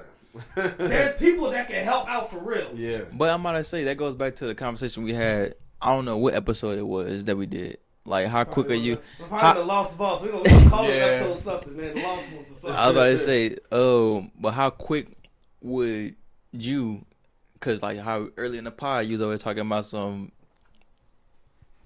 you're struggling. Like, how quick are you to help somebody out when you're struggling? Like, they got a bunch of people out there that just don't got the means to help nobody. No. Like I said, if it's a recession. If I got it and I know I can help, I do help. You know what I'm saying? But if I don't got it and I can't help, I'm gonna just give you that. Like, yo, I don't. Well, like I said, this country's damn near in a recession, so I get that. What I'm saying is, we're saying is, or at least me for sure, the people who can help need to help. Need to help. Yeah, that's what we're saying. If the money's pulled together from the people who can help, the problem can be. But even in the black community alone, if some of these niggas just pull their money together and put in the pot, we can get our reparations from these niggas that done made it already. They don't want to do it though. There are enough black Houstonians that have good money that could pull their money together, their resources together, and really build something. Do you know, to a multi-millionaire, do you know how much $50,000 to them really is? It's like a couple pennies. Nothing. Yeah, it's probably nothing. Do you know how many people $50,000 would change their life right now? Definitely changed my life. A lot. It'd be a lot. It'd be a lot. Matter of fact, everybody on this street. Imagine we come out and somebody says, "Hey, I'm sending $10,000 to everybody, every household in America, and what we're gonna do with this $10,000 is for one day you're gonna go get what you need, and after you go get what you need, we're not doing shit for a whole week. They can't fire us all, and they're gonna have to listen to our fucking demands." But you gotta think about it, like the buying power that the dollar has now. Like $10,000, $50,000, like for some niggas, that's not gonna help them. Like, it'll help a bunch of niggas. I ain't gonna lie, I think it'll help majority of Americans. Look, it's not about help. It's about making a statement. It's about making a point. I think, because if the cash flow were to stop in America, even to a point of, even if it's not 100%, let's say only 60% of America agrees to get with it, it's gonna fuck some shit up. Yeah, and they're gonna have to start. Hell, we saw some of that when people were in the house. It started to fuck with shit. They and started to rush check. people back to work. They Talking started about like rushing during shit. COVID? Yeah. Yes. Okay. And they started rushing, like, what he's saying is not, because the 50,000 thing, you saying every household 50,000, that'll change most people's lives. What he's saying with the 10,000 is don't go somewhere and spend all 10, but go there and stock up on groceries for like a month. Go somewhere like now will we run into a shortage of grocery stores? For sure. Of course. We would. Because we ran into it with COVID and everybody ain't had $10,000. That's a here and there problem. Right. You know what I'm saying? That's a bigger problem that we're trying to attack. But stock what you can, and then community share. If you got a lot and that requires so much selflessness that it'll probably never happen. It'll never happen. Neil deGrasse Tyson said it'll never happen. Yeah, he was like, man, if there could be somebody that could convince people to do that, that'd be a dangerous motherfucker. Yeah. I was just like, man, this nigga got a point. Neil, why don't you do it? You're smart enough. Everybody agrees you're smart. Why don't you do it? I think we'll listen to you for a little bit, maybe. Oh shit, you spell moments wrong like a motherfucker. Don't look at it, bro. You spell moments wrong like a Don't look at it, bro. motherfucker. All that dumb talk you was. Don't look at it, bro. I told you I was spelling shit wrong that whole time up there, man. It's that drink, nigga. I was spelling shit wrong that whole time. Nigga, I looked at that word robbery about 6 times. I was like, dude, that shit don't even look right. Nah, you got it. You got that one. You got that one. I was like, this shit don't even look right. Oh man, but yeah, just to. I like that topic though. So for y'all who don't know, we kind of have a slight list, a little framework of topics that we do. We'll let y'all behind the scenes. We went on a little tangent right there, but y'all needed to hear that shit. Facts. And y'all need some education, man. To switch it up, man, one of the topics is something that you had, man. I want to know what you have as the number one on that, and that's that best robbery movie. Best robbery movie. The best robbery movie? Let me pause you for a second. Is it like the best robbery movie like of all time, or like our favorite? You could go favorite. You know what I'm saying? Yeah, either one. Because best is gonna be super subjective. Mm-hmm. You know what I'm saying? Now I'm trying to think about how many there's heist movies I've seen. There's some of the big ones I have never seen. I've never seen any of the Oceans. Damn. The fuck was that? My favorite robbery movie. It's Copper. It might be Now You See Me and Now You See Me Too. I like that. That shit is so crazy. I mean, I just watched that shit again like 2 days ago, and I was like, my God, this is some good sense. My first time seeing it, Now You See Me, was last year. I was like, oh my fucking God, this movie is so fucking crazy. So I don't think I've never seen that one. You gotta watch it. I think it's on streaming services too. Yeah. Okay. Yeah, you gotta watch it. It has it's literally a lot of magical elements in it, literally. Mm-hmm. But it's a fire movie for what they're doing. It's like if they use their magic for good, literally. Yeah, it's magic, conspiracy. Oh, now you see it. What went down in that movie? It's a bunch of high level actors in there. Real it's high level actors. It's a bunch of. But what's the storyline? Because I might have seen it. I know. It's magicians that are getting popular, and there's this group called the Eye. That kind of like it's like the secret group that watches everything. They observe everything, and then they use these magicians to pull off these feats and these heists, like almost like common day Robin Hoods. Mm-hmm. You know what I'm saying? They pull off these feats and these heists to people that are doing, bad shit, whatever the case may be. And they basically rob them blind right in front of their eyes, and you can't prove it to them because what you gonna say? Magic is real. You don't want the government coming out saying magic is real, but you got no proof on them. Mm-hmm. You know what I'm saying? So it's this huge cat and mouse game, doing the whole thing, and it's just. It's a fucking great. Okay, when you say magicians, I thought I was thinking about that movie 21, like where they had those magicians that was doing the stuff in the casino. But they were like. 21 was that was that count card movie, the card count movie. Mm-hmm, that's what I thought, like with the sleight of hand and all other stuff. There's some sleight of hand in Now You See Me. Mm-hmm. It definitely does have elements of that. Okay. I've never seen any of the Oceans, but a lot of people say that. I'm trying to think of another heist like. Oceans is cool. Oceans 8 was probably the best one, but Oceans is cool. Shout out, Set It Off. You feel me? I wanted to say Set It Off, man, but Now You See Me is just so fucking good, man. What are some other ones though? That's a. The Town is really good. Damn, I haven't seen it. Shit. The Town is really good. I also like what's my man? What's the movie with my man Denzel Washington and my white boy? Oh, Safe House. Safe House. I Ryan love Safe House. Reynolds. My God. Is that a robbery movie though? I thought it was more like a terror, like because Denzel's kind of a terrorist in that. Was he a terrorist in that I movie? think so, I man. thought he was a detective in that movie. He might have been. He's some type of fugitive or something that I don't know. It was the government or Hold somebody on. didn't Man, want hold on. Denzel Let to me- do what he was let me- doing. Let me get this. So you right. gotta go So, ahead and yeah, look give it a up. synopsis on that because that's that movie. I love Safe House. No, but I seen one. It's a few Netflix ones. I don't know if y'all seen Army of Thieves. Army of Thieves is really good. I'm about to say. Then they made like a prequel to it, almost like where they went ahead and showed what was going on before that one had happened. So I was like, okay. I got to do more movie watching. It was weird though. It had like a little zombie element to it though. Yeah, it did, but I liked it a lot. Cause then they were trying to figure out how to crack that safe, didn't they? Mm-hmm. They had like Batista up in there. They had this one British white dude up in there.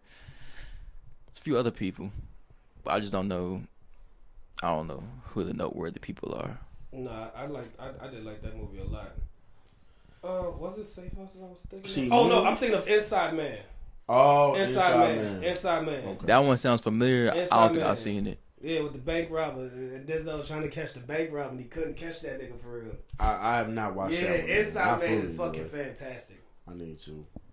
Man, I'm more of I watch a lot of movies, but I'm catching up on a lot in these last few years. I just had a lot of years where I just wasn't watching some of the more popular ones. And I'm more of a horror movie nigga anyway, so that's my shit. Man, I love horror movies, man. That's my shit. No, I've been trying to catch up on movies too. I just recently watched the Hunger Games series. I know they got a brand new one that just came out. I don't think I want to touch that. I seen one for sure. I maybe seen two. You know what it is, man? Dystopian type movies don't move me too much. But I mean, watching it as a kid and then now watching it now, like you understand it a little bit. Yeah. You understand it a little bit better when it comes to like the political aspect of it within the movie.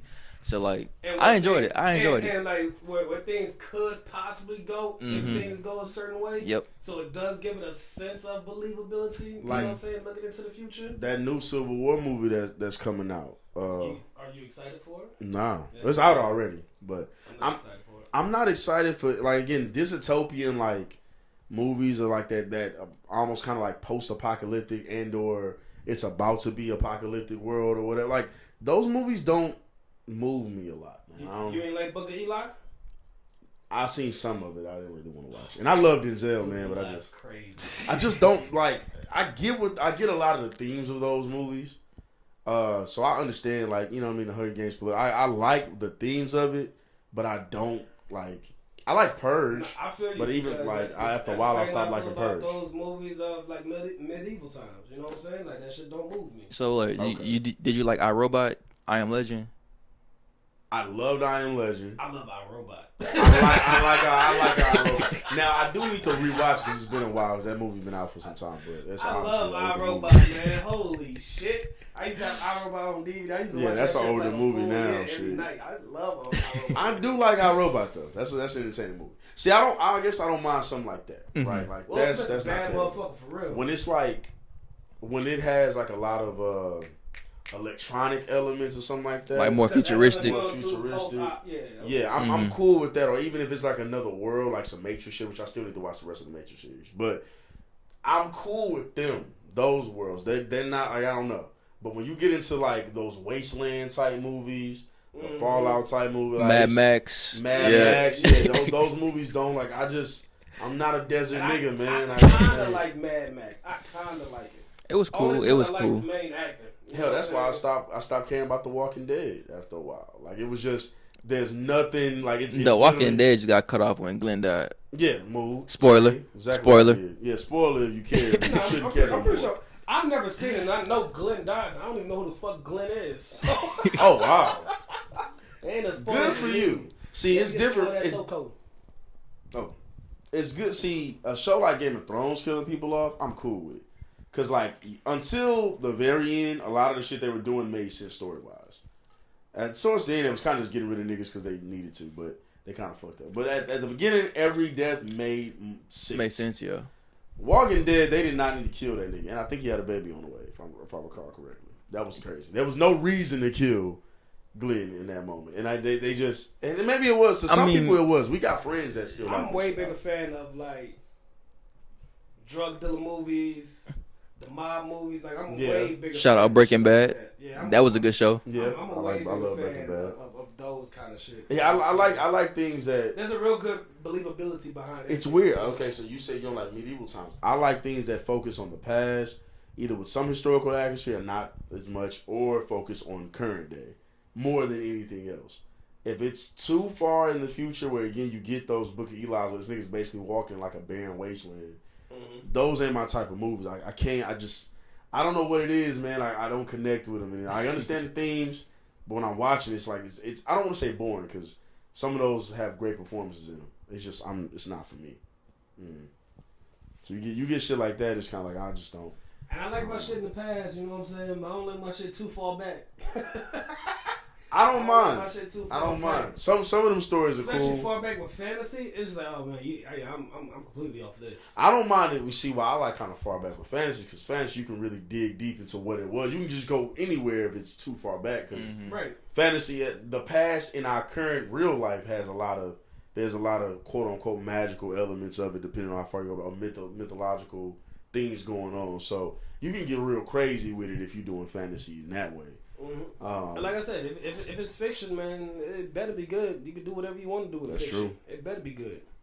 So I'm not doubting that like Game of Thrones isn't good. It better be good. You can do whatever you want with that motherfucking show. I do like my shit with more historical. I can't tap into it, man. It's the way they're talking. It's everything. I can't. Man, I hate to get us serious again, but it, man. I'm gonna get us a little. Well, it might get serious. It might not get serious. We've had some serious conversations today. How y'all feel about like slave movies? Fuck no. Fuck no. Those Not at all. I don't know who they make them for. What about Jim Crow movies? No. No, I don't want to see one of those either. Okay. Unless we're talking about the gangsters during that time, you know what I'm saying, or the people that's like really making moves around that time, bro. I don't want to see no nigga get his ass beat on film. Like what the fuck? I don't want to see Jonathan Majors getting his face beat in. That's fucking crazy. I don't want to just see automatically throw Jonathan Majors in there. Because he seems like a nigga that'll probably be in a movie. He like do that be in wearing the Jim future. Crow outfits, Yeah, but it's just like, come on, fam. I don't want to see that, man. Django was cool, you know what I'm saying? Because Jamie Foxx turned to be the superhero. That shit was fire. That was a very good fucking movie. If Nat Turner wins, type shit. The Nat Turner movie was cool because that was about a rebellion. I never actually watched 12 it. Years a Slave, though, like, I'm good on that. That's a fucked up movie. I'm good on 12 Years a Slave. I'm so What about good you, on Vaughn? You like slave movies at all? I'm about to say I really don't like them, but some Or people. Life is Strong. Would you watch it? Like if it came out? I mean, just depending on like how they want to go ahead and portray it, because like some people they want to go ahead and a lot of powerful movements and everything that happened within that time of slavery, like Harriet Tubman and things like that. Like if you want to go ahead and put that positive outcome on it, I just don't want to just see motherfuckers. They kind of fucked her movie up too. Yeah, they kind of did. it. But I just don't want to see like people Probably just one of the better slave movies. getting their ass beat and then like just showing the times that people want to go ahead and try to forget. Cause that's gonna make me want to go out and punch the first white person I see. I mean, cause I'm gonna rock you right in your motherfucking mouth. I swear to God. Like, what nigga? You ain't know what your grandfather did? like, see me growing up, like I read Sir John Truth's book growing up, Harriet Tubman. I read some Frederick Douglass stuff. I read about Nat Turner, young. Like, so for me, I already kind of was like into like our past as Black Americans and stuff like that. So like, Yep. I didn't mind movies of it as when I was younger, especially. And then I watched like Roots, and a lot of it was like more day to day. But then you had some moments that were like terrible. Come to find out, apparently Roots, it wasn't the dude who actually created it. Alex Haley wasn't his life for real, or his family's life for real, because it was supposed to document his family's life through slavery from Africa. He was supposed to be. I'm pretty sure the story goes like he was writing about his actual family, so he was supposed to be related to Kunta Kinte. Yeah. But apparently that was fake. Yeah, that's how he pitched it. It was either it was fake or it was like somebody else's story. Mm-hmm. I don't know exactly, but like when you watch it like that, it's like it get real fucked up when you watching it. And I sat through sophomore year of high school. I sat through all the Roots. I just sat there and watched that shit. I'm like, damn. Okay. All in one night. So it's I still last got it in my slave mom's house somewhere. movie I've seen was the one with what was that? Oh my god, I'm blanking on her name. It was the black lady. But it was based in modern times. Janelle Monáe? Yes. I hated that movie. Why'd you hate it? I hated that fucking movie. I love when she triumphed, but I hated that where like she kind of gets kidnapped. Uh-huh. I hated that fucking movie, dog. I thought it was a nice little twist. Bellum, Because some it- Bellum. Yeah, because it wasn't going like too far in the past. You know. What I I'm mean, saying? shit, they weren't, but they were. They were acting as if it was like an entirely different time frame, and then you just find out they acting. But you find out she's basically at this fucking slave reenactment shit. But it's just that shit was. I didn't like it because it was like, man, like literally modern day slavery, literally. Yeah. And I get the theme of all of that, but it was like, bro, what the fuck? Like that's to me that's worse than an old slave movie, because an old slave movie you're referring to the past, and that's it. You're not talking about nothing else. You're just referring to the past. Mm-hmm. Her movie, which I think was called Antebellum, but I could be wrong. Her movie is like it's clearly modern day slavery, so it's like you don't even get to like draw back to like, oh, this is you're not even like differentiating the two. So now this shit is just happening in real time, and that's fucked up. But then you get movies like If Beale Street Can Talk. Have any of y'all watched that? I haven't. Yeah, I did. It's on Amazon. Now it's a fucked up movie too, and it really doesn't even end greatly. I don't think I like that movie. I like some of it, but man, it's one of those movies again. You know, what I'm saying 1960s where a black man is going through hell. You know what I mean? Like a black family, not even just a black man, a black woman, a black male, are all going through hell. And it's like, damn, I can get through it, but it's like, man, like give me a happy ending, please. So I ain't like Queen and Slim. See, but that's my bad. What was you about to say? I was about to say, so would y'all consider Get Out? Would y'all consider that to be in that category of slave movie? No. I like Get Out because of the horror twist element they put on it. Like they are farming people for their shit and everything like that. It was like they're not just enslaving people. It's a more almost even more sinister thing they doing. Mm-hmm. Yeah, it was like like you just said, it was a more sinister thing that they was doing. So I liked it because it was a triumph. Now I've never seen the other version where there isn't triumph and like the cops actually pull up and they help out the girl or something. I never seen that version, but I heard that's a real fucked up version.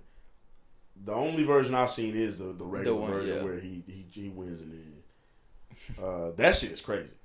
See, like that's fine with me. Queen and Slim is a movie I didn't like. I didn't like the ending. Yeah, I really enjoyed the movie up until loved the whole movie until the ending. There's two things I don't like, and I think it's two things most people don't like. You seen Queen and Slim? I did, but when he said the ending, I kind of got to get my memory jogged. So there's two things that happen. It's when the little kid shoots the cop or has the gun. They need that was an unnecessary scene. They did not need to have that. And to juxtapose that with them like having sex in that social moment. thing they was doing right there. With them having sex in the same moment, just like, all right, I don't really know what we're doing right now. Didn't feel that. But then the end when they almost get away and a nigga sell them out, and it's just like, I guess I just wanted them, like, you want them to get away. I know it's supposed to be like kind of a Bonnie and Clyde-esque type of thing, but it's just like, damn, when it starts the way it starts, it was really like, it was all accidental from the jump, and now they just going to run. That's understandable. Everything made sense, but then when Buddy sold them out, I'm like, damn, he's so, like, I know niggas are grimy enough to do it. It's not like that's unrealistic. Niggas will sell you out for $10 on the right day. Some niggas. And it's just like, I get that, but I don't think any nigga who claims to be a part of that kind of life is selling a nigga out like that in that kind of situation. That nigga look like a trapper type of nigga. Yeah. For me, when I saw that, I was like, nah, that's completely unbelievable. Like, he was like, I'm not saying he got to be like some maybe super, a cornball black dude with a soul. I was gonna say maybe they don't got to be a super cornball because other niggas sell niggas out. Right. I mean, it's not. But I just feel like, man, that nigga.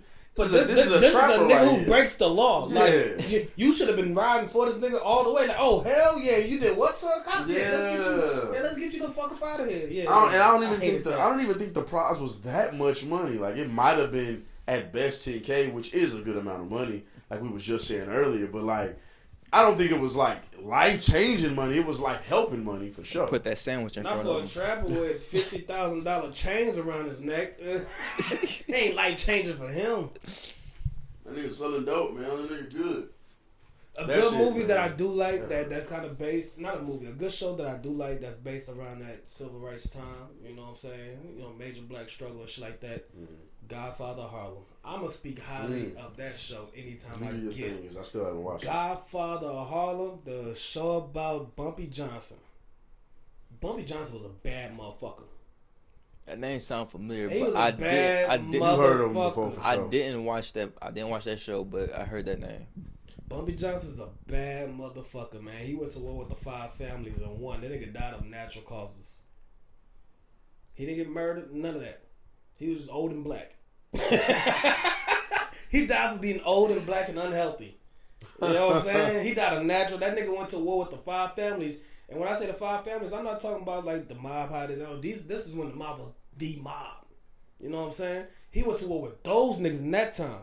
And you know how big those niggas was in New York? They couldn't touch fucking Harlem. Yep. Because of Bumpy. And then the same thing happened when his protege started to rise, Frank Lucas.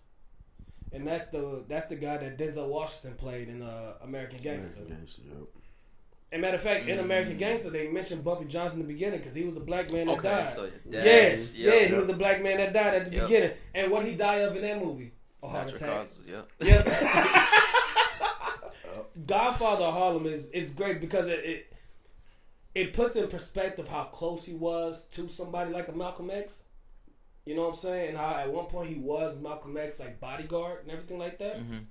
And then it gets into, and I would say, this is a spoiler, but I mean, you can go look this shit up. You know what I'm saying? Like, this is all. Yeah, it's kind of historical not, fact, yeah, so it's yeah. not really. So he was the night that Malcolm X got killed. Bumpy wanted to protect him at that speech, and Malcolm said, "Hey man, you are ruining my image. There's news getting out. Everybody started to realize you some gangster. I can't have you protecting me in this. I'm good. And Bumpy said, nigga, if you go up there with me, you're going to get killed. Malcolm said, yo, I'm good. And he went up there and died. It's crazy. Life would have been different if he just let Bumpy protect him. Get your hand out my pocket. Life would have been different, man. You got that one. I forgot what I was about to ask. Okay.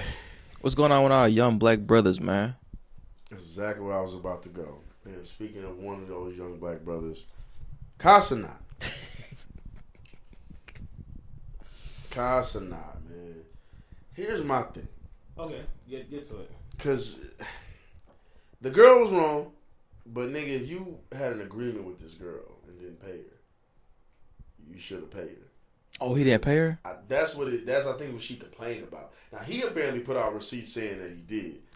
I don't truly care about Casanat that much, to be honest with you. Not hating on him. Glad he's successful. I just don't. I don't know. Some of the things I've seen of him recently, I don't care about him like that much. And I understand he's a little younger than us, but when I was his age, I wasn't that ignorant. I'm still ignorant now, but I wasn't that damn ignorant. So We also didn't have that kind of money either.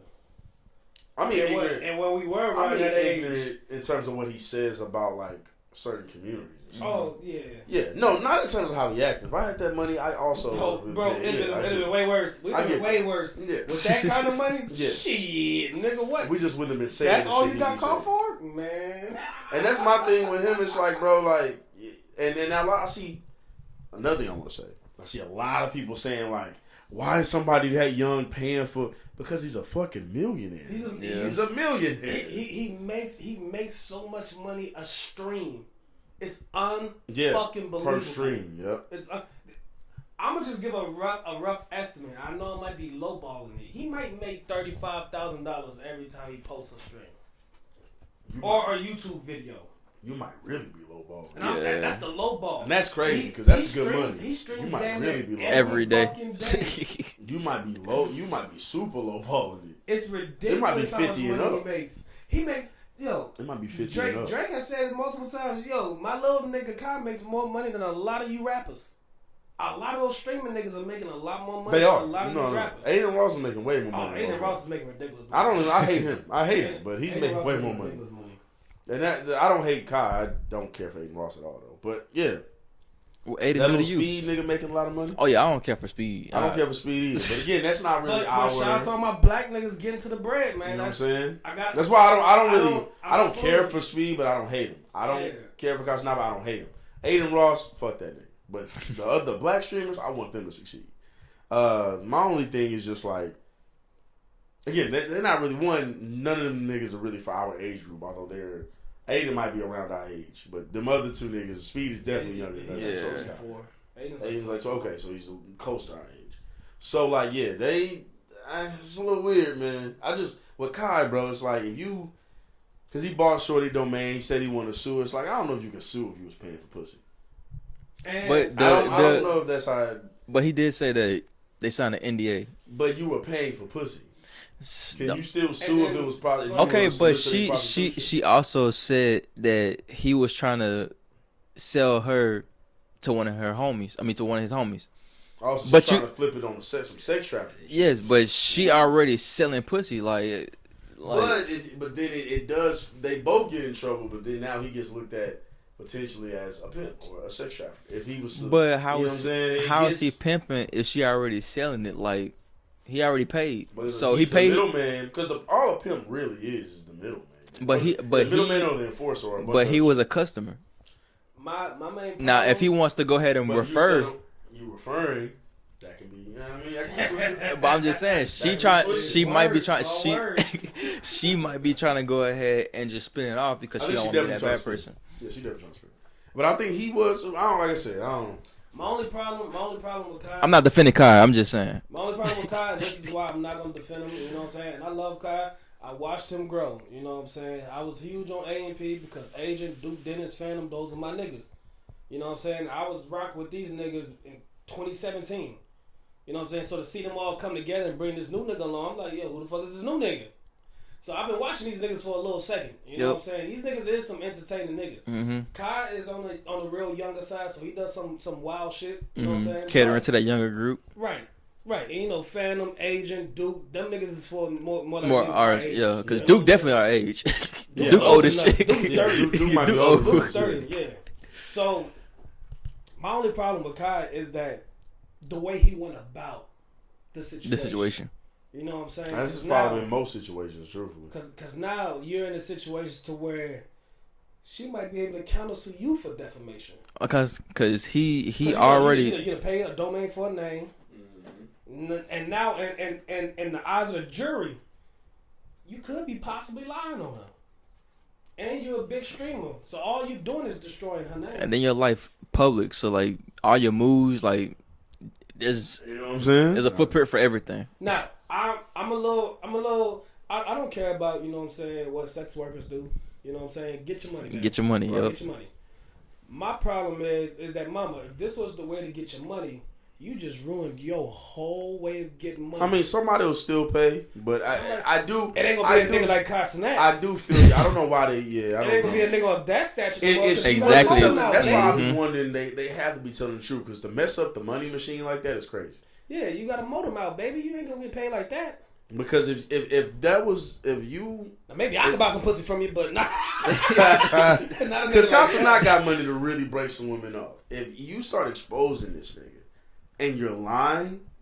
What was it? What was the reason? Because you're not. You get maybe slight fame, then everything turns to the person you lied on.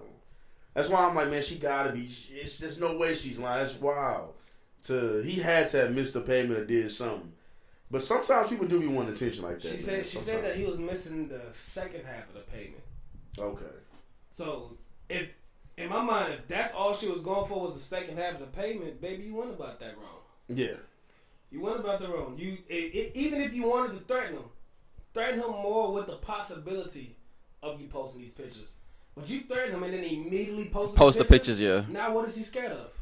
The pictures is already out. Now he can spin it. Yeah, the pictures is already out. Man, I want people to start. I need people to start taking their L's in silence more, man. Oh my goodness. God damn, I wish people would take their L's in silence more, man. But I mean, you talking about a nigga that whole life is public right now. Like he literally puts everything out there. His whole moves. Like if he going on a trip, he letting niggas know exactly where he going. Like, what y'all think about something like appropriation with him? Because they said like, and granted he is. What was he, Trinidadian? Mm-hmm. Yeah. But when he went over to Carnival, I think he was in Jamaica. He was definitely mocking those niggas, man. You don't talk like that. You don't talk like that. You don't have a Jamaican accent. You don't talk like that. And even sometimes when you're talking, yeah, maybe that might come out. Accent might slip out a little bit. But that'd be like me going back to New Orleans. New Orleans, yeah. Acting like I got some crazy accent. Now, I don't have a crazy accent, but maybe when I say some words, you can hear my accent slip out a little bit. And he grew up in New York. He grew So up in New York. you Nigga, can hear your it when he parents talk. are from that spot. Yeah, you can hear You when he sound talk like a that New he's York from. nigga. You know what I'm saying? So it's just again, shout out to his heritage. There's nothing wrong with having that heritage. My issue with him, because I didn't have a huge issue with him prior to this. I just didn't care for him. But then when I see people criticizing about it, and then his tried to defense defend is himself. like, Yeah, I didn't like that. like, well, I am Caribbean, like y'all don't know, blah blah. Okay, whatever. You sound Technically, he is Caribbean, so right. he's not wrong about right. that. And it's like, okay, whatever. You still aren't Jamaican, But he okay, did sure. go out there mimicking them niggas, cause Right. and that whole shit, And had that little white boy dancing on them all crazy. It's like, y'all kind of wild. But then when I see another stream of him not too long ago after the fact, and he's just like y'all are just black. Y'all are black Americans. Y'all don't have no what culture. What? And it's just like, dog, you are profiting not off Trinidadian culture, Off the black community. off the black American community. Yeah, you went to Jamaica and you did that, but you're profiting off of black American culture. And people, I'm tired of people doing that because it's the main reason why you're so popular it's right now. the main reason because of black American culture. We see a young black American being successful in a white dominated sport. I see that too much where people starting to question. It was a thing when people said white people had no culture, and that's whatever. But now I'm starting to see people act like black Americans have no culture because we're just black Americans. Like, yo, y'all. You just gotta tell me, look around the world. Look around the world, bro. This is me? nuts. What the fuck is K-pop? Okay, you know what? Hey, you know what I'm saying? Like, bro, it's the most influential. Come on, dog. Out of all countries that have a good amount of black people there, we might have the smallest population of them. We don't have we culture. still are the biggest. We don't have culture, but tell me why Virgil was so important. If we don't have culture. Man, Casa not wears Jordans. That nigga's from North Carolina, Michael Jordan. I didn't like the way he tried to downplay that black people didn't have. Yeah, that's weird. Culture. That's why I say I don't want but him to he's fail. from the North, you know what I'm saying? A lot of northern niggas do that because they ain't never really come down to the South and see that black culture. And I think another thing is, again, he is Caribbean. So he's a lot of because you hear people, and shout out to my African brothers, but you hear some, not all, because I have a few Nigerian friends. I have other, you know what I'm saying, countries in Africa that I've met people from. That they don't do this, but there are some that come down here and talk down on black Americans and, you know, disrespect our culture because if you're Nigerian, you have your own culture. If you're Trinidad, you have your whatever you are, you do have your own culture. And you're super proud about your culture because nobody wants to mimic it. Right. And the problem with our culture is that our culture is so dominant is that everybody's mimicking it. So now it seems like we don't have it. When all you have to do is look around. It's everywhere. It's everywhere. And it's just motherfucker. The McDonald's slogan is black culture. The fuck out of here. And what kills me is Push wrote that. People will use it to their incredible pen, huh? Push wrote that. People will push and use our culture for whatever they want to use it for. And then when it's time to shit on it, they get to shit. Just like, yo, why? Like, what's the purpose of why shit on our culture but use it for your benefit? You think we're too forgiving? You think black people are too forgiving? But yeah, man. Is that the church? Does the church fall into that? I think partially. Oh my God. I think it's just also I think even outside of the church, just not seeing enough of us make it. So when somebody does make it, we're too forgiving in all aspects, I think. Yeah. I think we're too forgiving when a man clearly is committing a crime.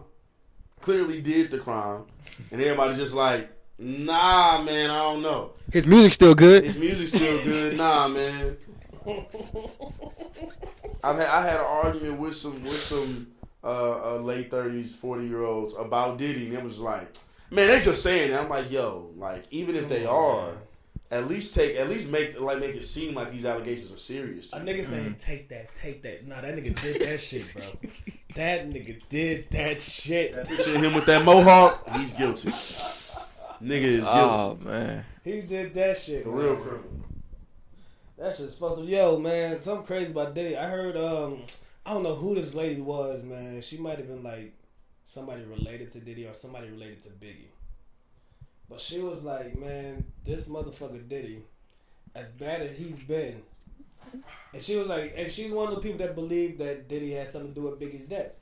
And she was like, yo, this motherfucker Diddy has been making money off of Biggie Small's name longer than he's been alive. Yeah. Longer than Biggie's been alive, this nigga Diddy's been making money off of Biggie's name. Yeah. And I was like, damn, that is fucking crazy when you really think about it. But that's a whole nother conversation. We'll get into that. We're gonna get into that conversation when we get back into our, like, more of our conspiracy bags and shit. I ain't gonna lie, and what's crazy is he been making money off him. Like, yeah, it's been like 2 years past. Because Biggie was 24 when he died. Mm-hmm. We are 26. We were all born in 97. I'm 27. You were the only person in this room that was alive when Biggie was alive. He was barely alive. He was barely alive. He died in March, huh? Mm-hmm. Yep, he was barely alive. Oh, yeah, I was barely alive. And that's crazy when you put it that way, like, and so that brings me to another thing, right?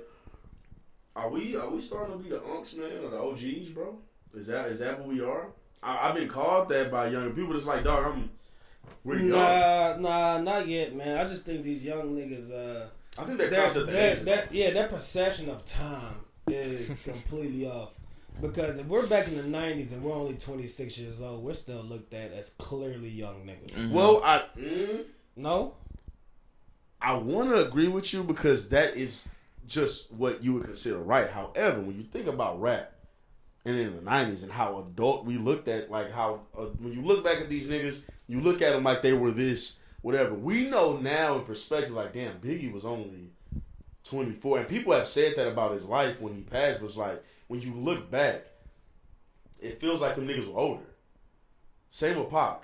Like, people treated them niggas sometimes like Pac was wild, and I don't see a shit ton of interviews of people being like, at the end of the day, Pac was a young man. Like a really young man. Not while he was alive. Yeah. Not while he was alive.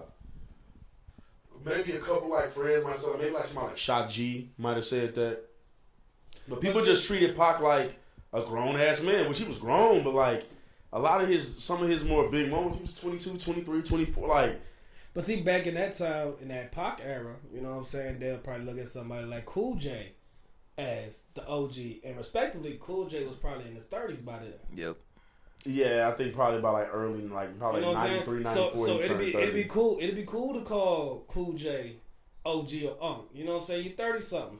And I mean, truth be told, I'm not gonna say we're not unks because I'm technically a real uncle right now. You know what I'm saying? My older brother has a son, so I am an uncle right now. My little brother and my little sister. I'm not there yet. Yeah, you ain't there yet. I'm actually an uncle. Yeah, I have 3 siblings with children. I might say it's crazy because I haven't heard anybody like call me OG or Unc or anything like that.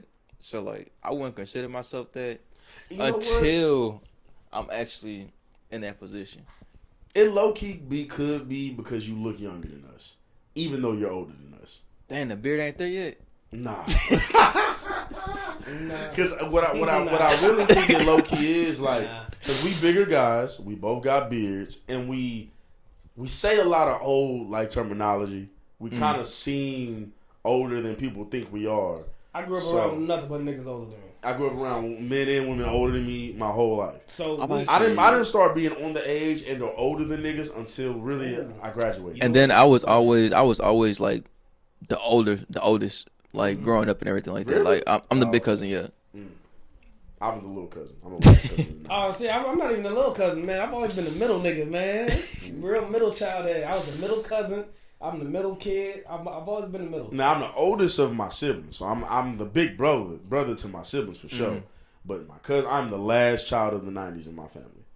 I'm right in the middle, cause damn near on both sides. If it wasn't for my little brother on my dad's side, I'd be the last child on both sides of my family. I'm actually almost the youngest, low key. You know what I'm saying? Most of my cousins was born 93, 94, 92, 95. I got 2 more born in 90. A lot of them was born in 94. Like a lot of them around my. That's what I'm saying. I have cousins that's in the early 90s. And then there was this wave of niggas that was born in 97 with me. You know what I'm saying? I got about 8 cousins born in 97 with me. Man, I wish. And then I got a lot of other cousins born 99 and 2000. You know what I'm saying? Man, so my whole little group and my family, we're literally the middle cousins. You know what I'm saying? We're not as old as our older cousins, but we're not looked at like these younger niggas. And you know what it is? It's a disconnection. It's a disconnection. That's why these young niggas looking at us like we're the OGs, like we some old motherfuckers. Is because we're more connected with that older generation than what they are with us. Yep. So that's why they feel like we're old, because they're not connected with us. Our lives and their lives are completely different compared to what our lives and the older niggas' lives are. We grew up way closer to them with what they had. Their life, the social media, the technology, everything like that, it changed for them instantly. We got to witness it. We got to witness the shift. They didn't get to witness the shift. I was about to say, aftermath. You kind of almost lost me, and then when you said like we closer to the older generation, that's when I was like, okay, yeah, you're right. You know what? 97 is the cutoff. Yep, that's what I was about to say. It's to me, we're millennials, but we're on that cusp, Gen Z. and apparently we're Gen Z. Yeah, Gen I don't Z. agree. Supposedly we're supposed to be Gen Z, but it's I like, don't agree with there's that. no way you could look at the way that niggas in 97 grew up and say, yeah, they grew up like the rest of Gen Z. I'm gonna tell, and this gonna sound crazy, cause shout out to all my 98 babies. I feel like the first people I've met that really remind me of like what I would assume a Gen Zer would be are all born in like 98, maybe late 97 for some of them. But like 98 is like kind of the usual, and then by the time it's like my little brother's born in 99, me and him couldn't be further in terms of how we are. He definitely is more of a Gen Z nigga than I am. Mm-hmm. I think us being on that cusp like that, I think it kind of like we kind of just end up getting both. Like we are older, we're young enough to where we understand a lot of the young shit going on, but we're old enough to where we're completely disconnected from it. I don't know. I just feel like how we carry ourselves, like we would be more towards that Gen Z versus like a millennial. Because like, my bad. Let Vaughn. No, I was about to say, I'm gonna slightly agree with you, but go ahead. Because like when I think of a millennial, I think of more well dressed with like more of the fashion that's going on right now. Like, going to like a Starbucks or, being way tapped into your technology. Like, even though we are technologically inclined. We worked through that. We worked through that one. Uh-huh. Like, I don't feel like I'm like too dependent on technology. How like millennials are. Like, millennials are always stuck in their phone. That literally, you walk down the street, they'll be in their phone doing TikToks and shit like that. You mean Gen Z? So I think I'm confused. Yeah. That's why I'm like, because everything you were describing, I'm like, that sounds like a Gen Z person. Okay, yeah. I'm a little confused, but I don't see us in that same group. No, we're not, because we're in this weird gray area. Yeah. And what's funny is the reason why we could see a lot of ourselves into the Gen Z was because when the shift happened, it happened with us. So a lot of the trendsetters, a lot of the people that became popular with the shit were us. Yeah. So we were the ones that these little niggas did look up to. There were the ones who got popping with it were like our older cousins, those early to mid 90s, and then it was the 97, 98 people. So a lot of the people who blew up with technology was us. Like you said, it's like there are things specifically in our high school, in our area, that started with our class. Yeah, like legitimately. It started literally with us. Yeah. So, I mean, we were like the first class to start doing certain things and taking certain classes and having to do certain things. So while there were some older kids that did it, some of them graduated and got out of there before we were really doing some of that stuff. All technology. That's why I think our generation is the second golden era, because we was a part of the Great Shift. I like calling it that. We was a part of the Great Shift. That's our episode generation. Right there. Yeah, we was a part of the Great Shift, and we got to experience everything that our older brothers and older cousins got to experience, and we also got to experience everything that influenced these little niggas. Mm-hmm. What's the golden era?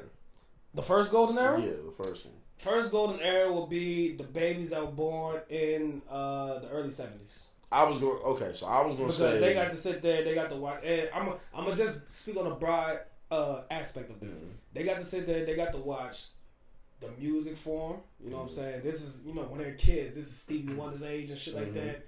Then they get to see Michael coming to his prime, Prince coming to his prime. As they're teenagers, right? Then they got to see hip hop happen while they're preteens.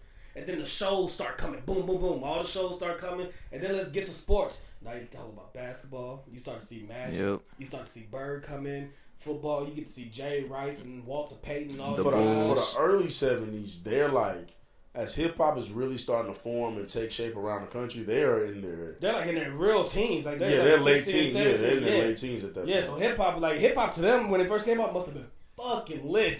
Yeah, I can feel that. So to me, that's the first golden age because they got to experience the first great shift. Because to me, it's always, this ain't even like an argument. This is just me like saying what I think. Like, I think like you get to, spitball, literally spitballing. Like, it's kind of like to me, it's like the late 70s kind of. But I think only because I'm thinking about like, to be like 20 in 97 or 98. You know what I'm saying? Like, yeah, you're thinking to be 20 in 97, 98. Yeah, so and I'm thinking of about being, my parents' age. Right. They graduated high school in 89. Right. So they were 17 in 89. So you're going into college with Tupac fresh on the scene. Not yet. Almost. Yeah, you're going into college. 89. Because as they're 90, getting out of college. 91, 92, 93. Juice is 91. You know what I'm saying? And then Pac starts really making noise in like 93. Shit starts to roll out. Yeah. You know what I'm saying? The shit is coming. And see, I think I would rather have been like a little bit young at that time? Yeah. Okay. I think that's the only reason. That's why I said it ain't really like an argument. But if you was like a little shit. young at the time, you wouldn't be able to experience that era that was right before For Real. Like the early 70 babies did. You know what I'm saying? Like the 80s? Like the late 70s, you know what I'm saying? Because my dad and my mom, they were born in 71. See, so that's what I'm thinking. You get 71 by 79, you're 8 years old? You're 8 years old, so you can remember when Stevie might have dropped the 7 Keys of Life. You remember when you see Michael Jackson go from a kid to... Right, and not only did you see that, you got to witness hip-hop become what it became. You get to see Michael Jackson do things live that you just don't like.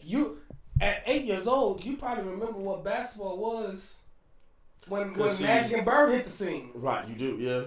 Yeah, but before... So you got the experience, Magic and Bird for real, and then as you get older, you got the root for Jordan. See, here's a funny thing, because I got two things, our age right? when you get the root for Jordan. Because I see... That's a good point, actually. Because I see it like, you get... If you do it that way, right? We can call that whole decade, though. Yeah, we just call it because I agree with you, too. My mom is like, that's what I'm saying. That's why I'm like, it's not a disagreement. My mom was born in 81, and we were watching the We Are the World documentary together. And I was like, damn, do you remember this like being a thing? Because the We Are the World documentary is like, what, 84? 3? Oh, 84. It's like 83, 84. So my mom is like 2 or 3 when this comes out. And she was just like, kind of, like, yeah, just kind of remember, like, obviously she don't know it like that, but she knew the song because the song was popular, you know, during her childhood, but she didn't. My pops remember when Thriller hit. Yeah.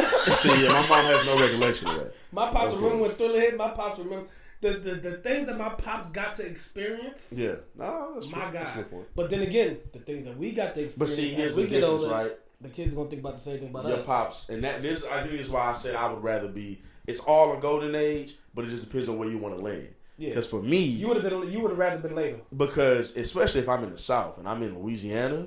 Okay, I see. He gets to your pops when Cash Money start taking over and doing all that shit. Your pops is almost 30. So your pops is at a point where what's that? So we're claiming 98. Well, okay, because Master P starts popping in 95. My dad's still in college in 98. Yeah, Master P starts popping in 95. But your dad was our age in 98. Yeah, he did. My dad did get his master's. Shout out to my pops. Yeah, so your dad is more our age. My dad got his master's. So while we still like think about some of the shit the music that the teenagers will listen to right now. That some of it we know some of it because we tapped in. To be a teenager when it came out. Okay, I see where you're going. You know what I mean? Like to be like a late teenager when. Or like right in college, like fresh in college when Back That Ass Up came out. that probably had to be crazy. And we again, Houston in New Orleans, like we talking Houston and New Orleans for where our people are from. That's great. Like Houston, Louisiana, HBCU. Fresh in college, and then my mind, I'm thinking, man, I would rather been fresh in the clubs. Which is a good point too. Yeah, that's a great point too. We're gonna call that whole. And I think that's why it's like, because I'm thinking about the age of the artists too that are probably making that music. Birdman and them weren't kids, but they probably weren't. They probably were just around our age, maybe. And I'm not too. I'm not too sure how fun your mother was when Rakim and LL started hitting. My pops and them was there when LL and Rakim. You gotta remember, I think hitting. radio is like 85, 86. So your pops is a teenager. My mom is a child. Yep. My pops was a sophomore in high school in 85 when LL hit the scene for real. Bro. And then Damn. in the midst of him getting his master's degree, he is there for the fucking Biggie, the fucking Tupacs. He's there for that too.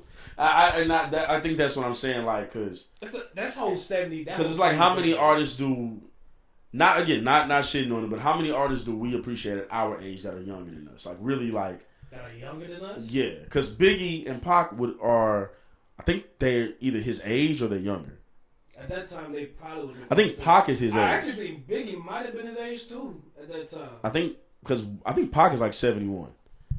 I think Biggie's like 72. So they're literally his age. They were literally his age. So it's just like, yeah, maybe I was going to use them as an example, but I forgot they're the same age. So never mind. That's different. But that's what I'm saying. Like, it's kind of, I'm trying to think of artists that would have been younger. And that's why I thought I mentioned Louisiana and like just some people who probably weren't that age. But then again, some of the niggas might have been a little older. Mm-hmm.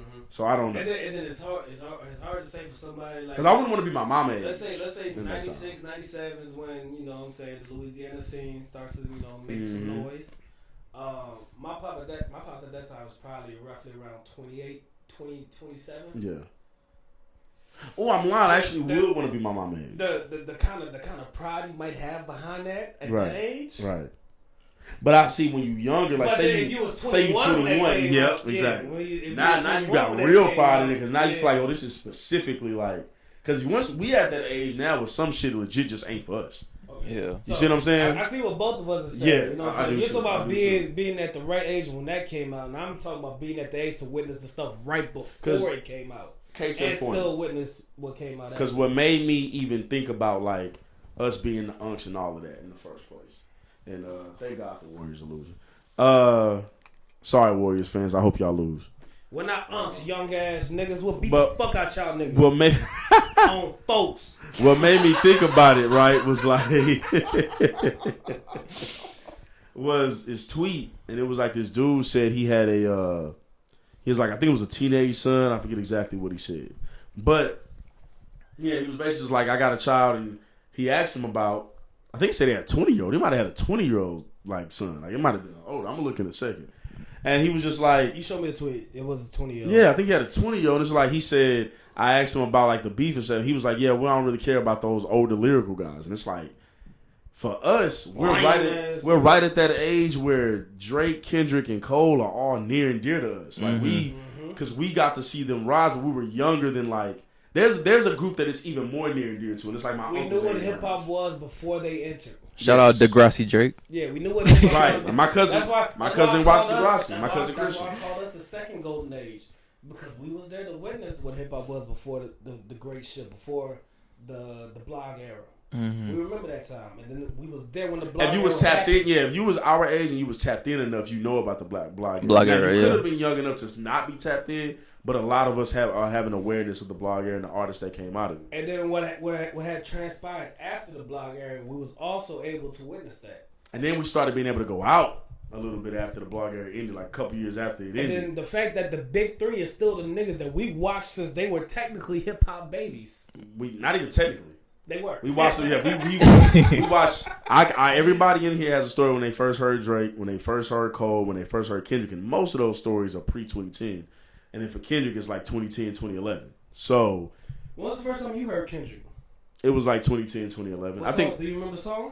The first time it was High Power, and I was like in. Me too. I was in on High Power, and then I heard. Rigor Mortis? I heard ADHD. Ooh. And then I heard Rigor Mortis. ADHD is my favorite kid. I think like to this day. That's the first thing that plays. If you got a USB in your car, that plug. And that A is there. It's the first shit. Yeah, it's the first thing that plays. I was about to say, I think the first time I heard of Kendrick was through you, Goose. It was I want to say maybe freshman and sophomore year. I Kendrick and them niggas hard at that age, though. I think it was freshman and sophomore year, and then like we was at a track meet, and then you had showed me what was it? Look out for Detox, Oh, you found Kendrick late. Yeah, I found him a little bit late, but like Goose is already. Tire marks. And it's like with the tire marks and the relay starts a runaway slave. But yeah, that was the first time. That was the first time I heard of Kendrick, and I seen like a video, heard music or anything from him. And then after that, like, then I started listening to the High Powers and all the rest of the stuff. Shit. So I knew about Kendrick well before. I knew about Kendrick around like when Section 80 dropped. So it dropped, and then that's when I started hearing it. And then so I'm watching 106 in Park, and when the swimming pools video came out, I cut my TV up full blast. Because at that point, I've been watching 106 in Park for a long time. Most of us do remember when he was still going by K-Dot. See, I came around right after that. You wasn't too far. Yeah, I didn't miss it. It wasn't a crazy. Like the switch happened like immediately. Yeah. So I was around a little like right after that. Cole, I heard Cole for the first time like 09. And it was that Who That song. Cousin, man. I hated that Who That song so much. My older cousin, dog. I swear to God, man. My older cousin. He used to bring us. Back in the day when we were still burning shit on the CDs. Bro, he used to bring us shit that on the market when he was writing down. Shit was called The Therapist. Yeah. And I'm listening to this and I'm like, damn, who the fuck is this? My cousin's from North Carolina. He lived there right now. now. That's why. Oh, and he's like, it's that cousin. Yeah, he was like, nah, man, this is this nigga out there. And I'm just like, God damn. Yeah, you heard him early then. Yeah, I heard Cole early, but I didn't know it was Cole. Until Friday Night Lights. See, I was just like, wait a minute. I didn't know Drake was Drake when I first. I heard him on MySpace. That's how old we about to be. Heard that nigga on like 08, 07, 08 on MySpace. Goddamn. You know what I'm saying? Right. And granted, time is fuck. And here's the thing, right? We're young enough to where we couldn't have MySpace without lying about our age. I lied about my age. MySpace probably think I'm like 30 right now. Like I'm about to my say, parents didn't even let me have MySpace. I had to get the bougie. I had to get the bootleg app. I had to get My Crib. They had My Cribs. They had My Hood. Like I remember that shit. Saying I had having older cousins. Like I was on MySpace. I knew how to edit my shit. I knew how to code and shit. My Cribs is the first time I saw pussy online. I seen pussy online well before that. Nigga, I'm on the computer that's in the living room. My parents sitting back watching TV, scrolling down My Cribs, and it's pussy. I'm trying to scroll. My dad looked at that shit. What the fuck? I said, man. That's why he didn't want me to have MySpace. I thought Drake was my cousin. Because my cousin sent it to me. He sent me November 18th. I'm like, why are you sending me? I knew the song from Houston. I know the fucking song. The OG, June 27th. So I'm like, why are you sending me this shit? You rapping? Like, and my cousin, shout out him, his name is Xavier. I'm like, nigga, why are you calling yourself Drake? I think I might have literally messaged him. I was like, hey, bro, like, you know what I'm saying? This is dope. But why Drake? Drake? Yeah, who the fuck is Drake? Because I thought it was him. I thought it was my cousin. I'm like, damn, okay, I don't know how you made your voice sound like that, but all right. And so that's how ignorant I was. I'm like, damn, who the fuck? But I liked the song. And then I found out not long after it was Drake. So then maybe we just dated ourselves. Maybe we did just sound like uncles. But it's just like that's what I'm saying. Like time is fucked, man. It started moving. And it's so like, fast after social media. bro, when you think about like how it go, like those are the artists. Wiz Khalifa, he had his run. Even Big Sean, Tyga at one point was super popping. Like we remember when Soulja Boy was popping, and we was cranking all the dances that Soulja Boy had, and them other niggas that cranked that Batman and Superman and all that shit. Yeah. So we got to like different. We're just old enough. Yeah, we're just old enough to remember when some of that shit. I remember Hot in Here being hot. Was that during the time where like the .com bubble, like where Vivo and YouTube and all that stuff was getting popular? Yeah. Yeah. Okay, so I'm gonna say like we witnessed we did grow up witnessing a lot of stuff. Your brother and them would say it's theirs, and we're just riding the mix with them. And they'll be liars. I think they got a part in that though. They got a real part in that. Those early to mid '90s babies kind of do have that. They claim a stake in that. They can. Yeah, that I think that's the only thing I'm saying. Like they have a stake in that because they're. Don't take that era away from us. Yeah, no, they can't. Don't take that era away from us. And see, thank you. That's what I meant to say this, and I lost track of it. And that's the problem with us being on the cusp, kind of like that, because the younger niggas just group us in with like being older if they don't got on track of time. Mm-hmm. But then the older niggas look at us like the young niggas, so we don't get the respect for being there. And I've had people argue with me about the simplest shit that only like a few years older. It was about y'all probably weren't in Houston yet when this happened. Maybe I was around, but Magic Johnson Theater. What year was that? Man, last year his existence was like 06, 07. Then it got shut down. Okay, so we was probably Magic like, Johnson I was years. just getting out here. Fresh. Yeah. That was on the north side of Houston. That was a prominent theater that people went to. I went as a kid. I seen Night at the Museum, Christmas Day 06. I went to go see that. And like a nigga argued me down. Mind you, nigga was born in the 90s. He just wasn't 97. He was probably like 94, 93. He was like, bro, you don't remember that shit. I'm like, nigga, I went to the theater. Yeah, I was at the theater. I know exactly where I was. That's why I don't mind calling our little era the great shift. You know what I'm saying? Because there was niggas before the shift, and then there's niggas after the shift. Yeah. And then there was niggas where the shift happened. And So you think we're the niggas that where the shift happened? Yeah, and it gets confusing for both sides. Okay. Because the younger side that was after the shift, they be like, nah, you was with them. And it's like, no, we're not. And then the but older, yeah, we are. And then the older niggas be like, nah, you with them. And it's like, whoa, fuck Right, them. right. I'm not with them. We're with y'all. Right. We're ourselves. Yeah. And that, see, it's even harder when you're talking to a nigga because we got partners we got partners that's in their late 30s. Yep. So it's even harder when they get to talking about like shit that they were probably way older for, and then we're like, no, I remember that shit too. And we be like, yo, shut up, arthritis. You feel me? Because they were way older, but we'll be like, nah, we remember the exact same thing you remember. But they be like, nah, dog. And I'm like, nah, bro, we remember. Yeah, I remember it. I remember exactly. Yeah, I'm not lying about it. You know what I'm saying? We pulling this shit out of our ass? But that's the cold part, man. Shit like shit just gets fuzzy where we at, man. Being on that cusp like that, bro. Talk about remembering things, man. What's the most embarrassing moment that y'all have seen that went viral? What's the most embarrassing man moment? Like that you've seen on TV? You got the Sharkeisha shit. I was just about to say the Sharkeisha you stuff. You got the Amber Cole shit. Mm-hmm. B King made a song. That shit was crazy. It's a few more I'm really forgetting, man. It's definitely a few more fight videos that went viral that I'm not thinking of. I think the most embarrassing thing that I've ever seen that was like a real big deal, or at least the first one, Janet Jackson. Oh, you going way back. Janet Jackson Super Bowl. And that Super Bowl was in Houston, so I was definitely watching. Was that like a wardrobe? Yeah, that's when Justin Timberlake pulled off. Wardrobe malfunction. You know what? When you watch the video, it doesn't look like a malfunction. It doesn't at all, because it's like, what else was he doing right there? As a kid, I remember watching it. What else was he doing? He went to go grab for something and then ripped it. What was his plan? As a kid, I remember watching it like, what the fuck? But I don't remember it being nothing. Flick her titty? Like, I remember it being crazy, but I don't remember it being like. I remember it being talked about a lot. That's what I remember. Crazy though. Yeah. I was at my bishop's house when that happened. Oh my god! And all of a sudden, there's a titty on my TV. Great titty too. Shout out Janet Jackson. I'm about to say that's crazy piercing too. That's why they do the delays piercing. now, man. They be trying to go ahead and shut that shit down quick. Here's the thing with Timberlake though, like you said, what the fuck was he doing? What was he doing? What was his plan? When you look at it, he's clearly went to go grab for it. Like, he was trying to see a nipple. And my issue is like. Because they make it seem like it was like wasn't supposed to be there. I think it was supposed to be like he was gonna rip something off. It was gonna be like a something there. Something. But why the fuck would you do that? When that titty's one, a lot better to be exposed. Then two, what's the purpose of what you gonna do? If she had like a red like fur or something, you gonna expose that? What does that do for the song? Like what does it do? That's what I'm saying. Like I don't know. I feel like there's a lot of layers to like people perform. It's a lot of layers to performances. I felt like that just probably wasn't in the plan. That wasn't gonna add nothing to it. Maybe he did something he knew he wasn't supposed to do, and he wanted to see a titty, like you said. Maybe that really was just that titty, and that's sinister. Maybe he just really wanted to see a titty. Nigga went sicko mode. You know what I'm saying? What's some other embarrassing, man? Because it's been a lot, but it's also hard to reminisce on all of them.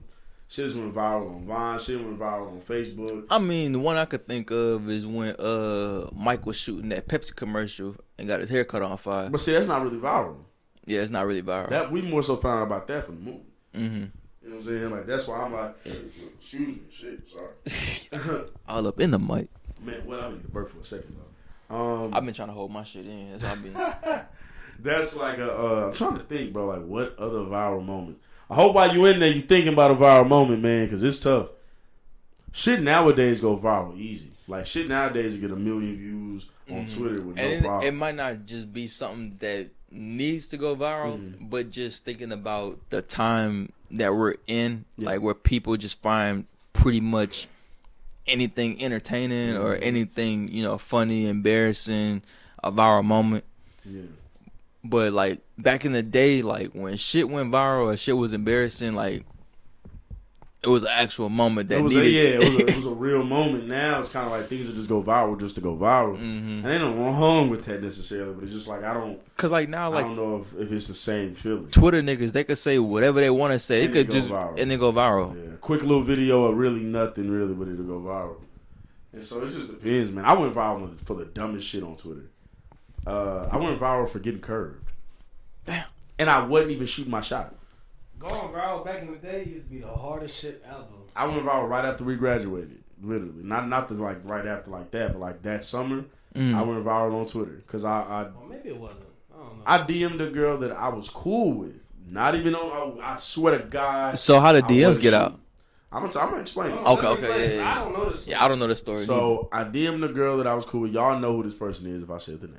Say the name. We don't need to say the name. Say the name. Shame the devil. Shit, what a shame. Shame. I ain't gonna say what I was about to do.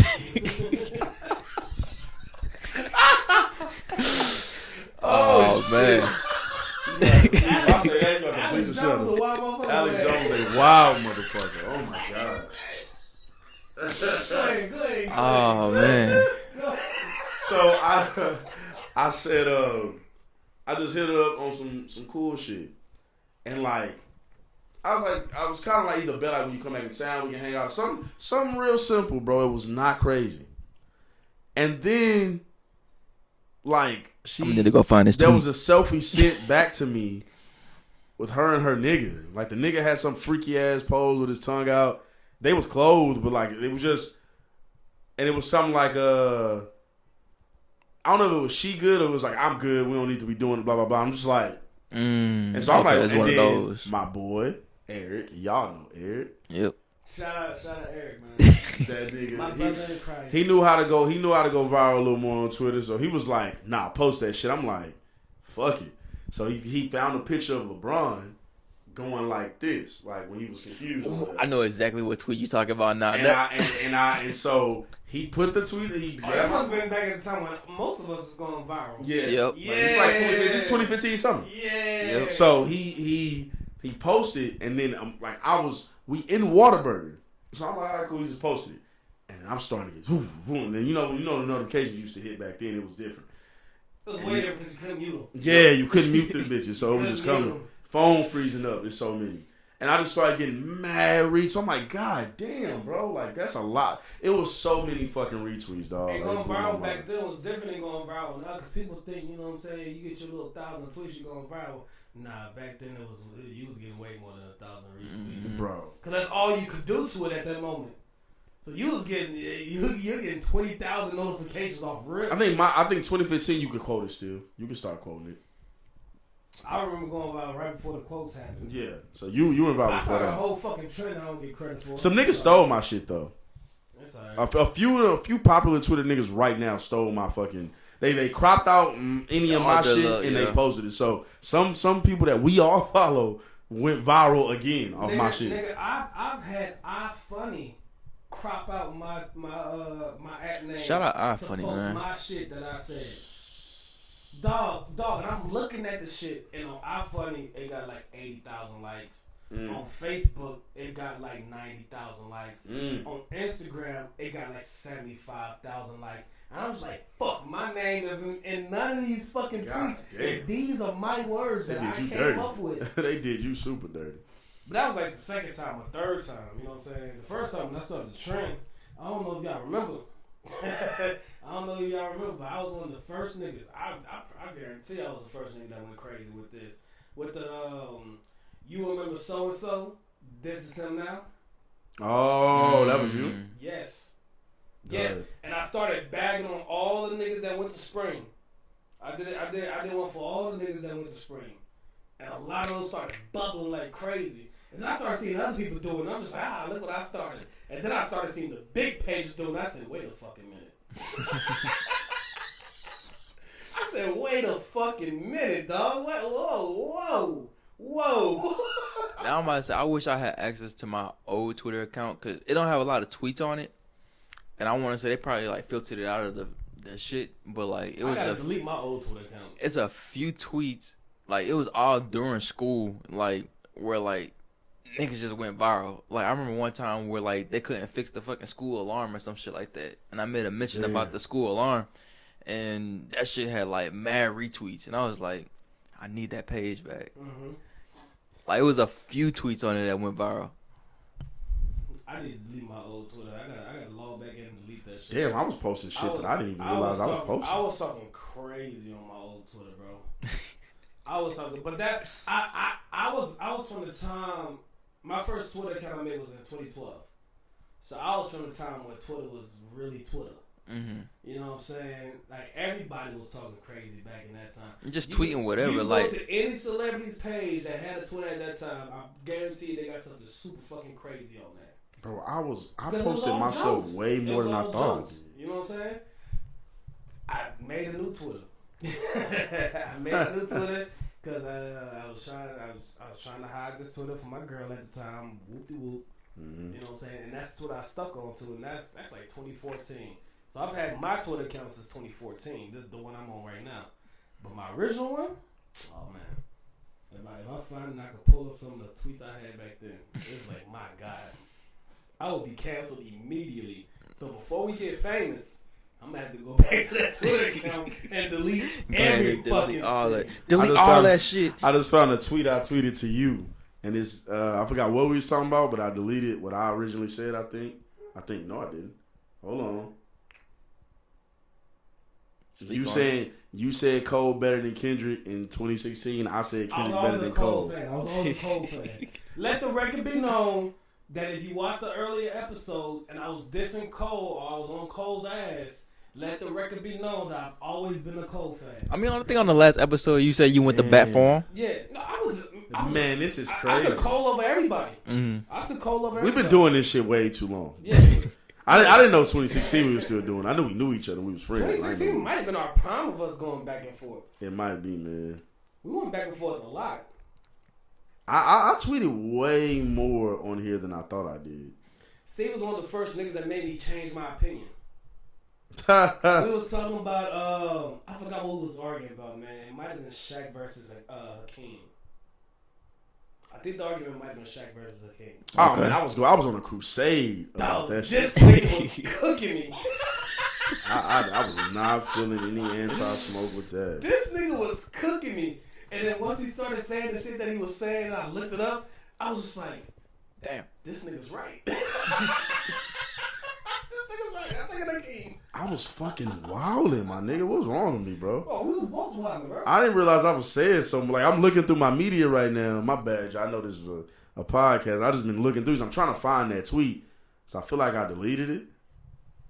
But, man, I have way more posts here than I thought I had. And it's blowing my mind. 'Cause like, in my mind, I'm like way more low-key than this. Mm-hmm. But people used to tell me I was wilding on Twitter. Nah, bro, we was both wilding on Twitter, man. I was wilding both wilding on Twitter. Would have never known that, my nigga. Not at the time, bro. We was just doing us. We was just being young. You know what I'm saying? Damn, that make us sound old. Right, nigga. God damn. That make us sound old, but we was being young. Oh, that's why I don't knock. Look, man, that's why I don't knock none of these young black dudes that's getting super famous, super popular at the age they getting into it at. Because it's like, bro, if I was at that age making that much money, being that popular, I probably would have been wilding too. Luckily for me now, I'm more refined. I'm a little older. Yeah. You know? But if I was... nigga, imagine if we would have got popular when we was 18, 19 years old. Man, I ain't gonna lie. Yeah, it wouldn't have been.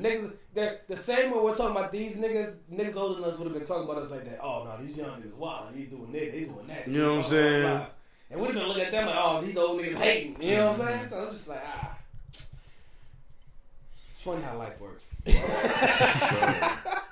I'm looking, what the fuck was I on, man? I think everybody should do what I'm doing right now. I ain't gonna lie to you. Just go back to that. Just go. Please do that. Because this, what the I don't even want to do it. I don't even want to do it. Nah, please do. You gonna laugh at yourself, man. I'm enjoying this. This is kind of hilarious, though. Oh, this one is something we both gonna know. Life funny, huh? Shout out to the salty. I ain't gonna lie though. What I hate is I can't find that tweet and I don't know where it is. But I think I passed where it would have been. So I guess it's gone, man. Did I delete it? It might be. I think I got tired of the notifications. Man, I remember one time our senior year, dog. I'm not gonna say his name. I think y'all remember when this shit happened, right? We had this guy. He's a videographer now. Very popular in this area, right? Okay. And he got exposed by this one chick. They was arguing on Twitter and shit like that. We was at school when this was happening. Mm-hmm. And they arguing on Twitter, and she had the nerve to come out and say, "Oh, whatever you say don't matter because you got a little dick." Damn. And this is my man's. You know what I'm saying? This is my man's. I saw this shit, and she started getting a bunch of interactions off of it. You know what I'm saying? She started getting a lot of likes, a lot of retweets. So I commented under it, and I was like, maybe he don't have a little dick. Maybe you just got a big pussy. And that shit went crazy. I remember when I came to Spring for lunch, I had niggas coming up to me and talking about something. Yo, Shawty said she want to beat your ass. I said, fuck out of here. A bitch gonna beat my ass? Fuck out of here. Y'all niggas is bugging. Oh, you ain't gonna go to the basketball game, nigga. I'm there at what time? 7? I'm there at 7. I'm there right now. There at 7. What was you talking about? Man, I was a fucking goofball. Yo, life is funny, man. Right there, man. Look, hey man, we done talk about a bunch of shit. Yeah. You know what I'm saying? And I think it's about time for us to put out our top 5s for a lot of shit. Okay. You know what I'm saying? I'm rolling with that. Let the people know. I'm definitely about to put my phone down. I'm rolling with that. Let the people know what we like and what you're accustomed to and shit like that, you know? And I'm going to make it real simple. You know what I'm saying? I'm going to ask you what's your top 5 in this. Okay. We can debate it if y'all want to, but this is your favorite. This ain't your greatest. I'm not asking your greatest. I'm asking your top 5. Okay. All right? Top 5 rappers of all time. Your favorite rappers. Your top favorite 5 rappers of all time. I'm about to say I'm not as musically inclined as y'all, so like it don't matter about us. This is you, baby. No, I understand that, but I couldn't. No, I'm about to say I couldn't go ahead and put 5 up there. I probably could put like 3. Then give me your 3. Yeah. Give me so your 3. And then give me 2 more that you like. So number 1, I'm gonna go ahead and say Wayne. I figured. I could have guessed that. 100 times out of 100. Yeah, I knew it was gonna be somebody. Yeah. So I'm about to say number 1 be Wayne. I'll say number 2 right behind Wayne. I probably put Travis Scott out there. I like a lot of his music. I'm about to say Travis. That's nice. So okay. I'm about to say like a lot of people they kind of categorize him as a rapper. I like to just put him out there as an artist. Talk about it. Okay. Wait. I got a question for you though. Why wouldn't you categorize him as a rapper? I don't know. I just feel like he does have songs that you can say like he's been rapping on, like Sicko Mode and all the other stuff. Mm-hmm. But like he does have like a lot of albums like on what's that Birds in the Trap. Yeah. Where he wasn't he wasn't really rapping on those. He was just more like, you know, putting out just. But do you think that's the meaning to rappers? You could say it is. Okay. Okay, as long as we got that out the way. So that's your number 2. And then number 3, I about to say NBA Youngboy. I know. I don't know why we prolonging the inevitable. You gonna talk about my wife? Yeah. Huh? Bitch? Pussy ass nigga. The way this nigga talk to the camera, it's like, yo, you probably don't want a problem with that nigga. But I heard that nigga can't fight for real. I wouldn't put it past that he couldn't fight. He can't. Can't. I wouldn't put it past that you can't. I heard he can't fight. He's probably more of a shooter type nigga. That nigga live on Grave Digger Mountain right now. That's a crazy name for a mountain. Probably much more of a shooter. This nigga live on Grave Digger Mountain. That's the actual name. Some of that niggas gotta learn as you get older. Sometimes just because niggas are eager to fight don't mean they can. So that's your 3rd. Mm-hmm. All right, so give me 2 more niggas you like a lot. Probably Boys to Men. I like the rappers. rapper. Oh. You said niggas that I What that nigga said 3 niggas. I said yes. That nigga said Boys to Men. This nigga niggas that made End of the Road. To the end of the road. I love Boy Smith. What's the next nigga? Man? That was such a funny We're not in the R&B conversation. Okay. Dang, rap. I'm about to say. So you only got 3. Really, just 3. Like, but then I could put like Cardi up in there. Playboy Cardi. What are you laughing for? Yeah, what are you laughing about?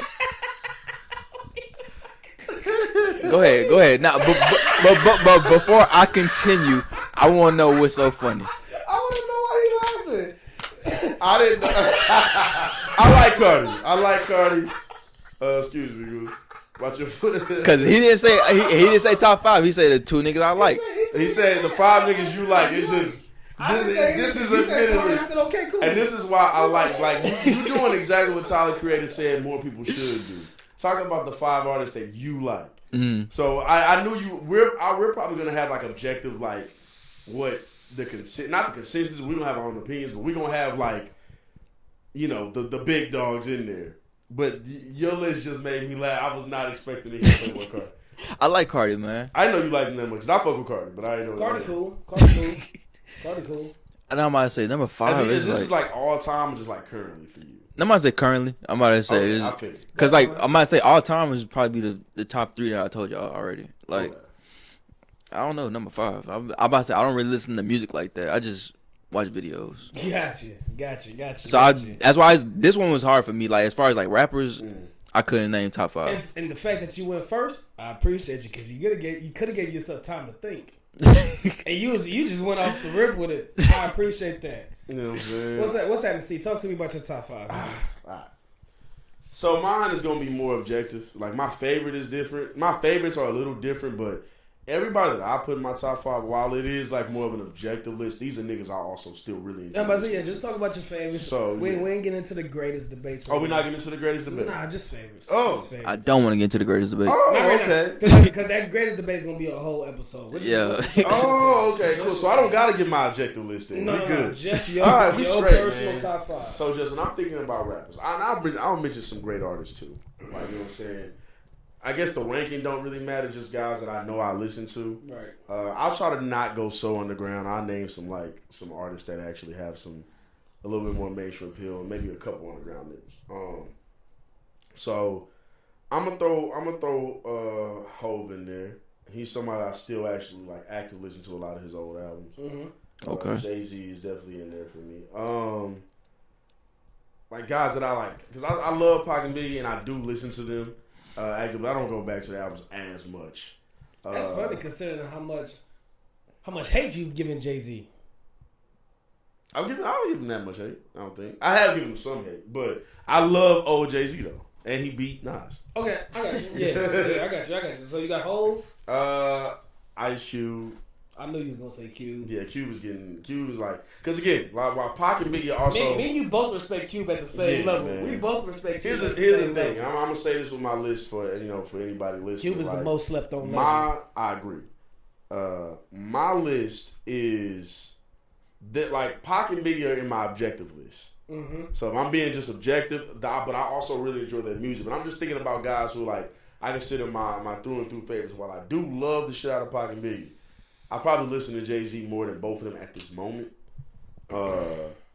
As of right now, probably the last couple years, but I mean, I grew up listening to all the niggas. For sure. So, Kendrick, of course, is in there. K-Dot. I'm gonna say. How many was that? He said Hove. I'm at 3. You at 3? Yeah. Hove. This ain't even no Cube, order. This ain't even no Kendrick. order. Yeah, I'm just making sure we got to listen. I gotta go a little more in the underground. I gotta throw my nigga Primo Rice in there. Primo. The church is on the move. Church is on the move, man. He's influenced my sound a lot personally. You got Larry, Dom Kennedy. You got those guys in that ilk. But then if you want to keep going mainstream, I don't mind putting Drake and Cole in there. There's an artist I feel like I'm missing that's like a little more mainstream, but I'll leave it at that because I'm past 5. I feel like we just need one nigga from you. Yeah, no, I just named like 6, I know 7. we named 6 or 7 of them. Yeah. So I mean, I at this point I'm gonna probably just dead it there.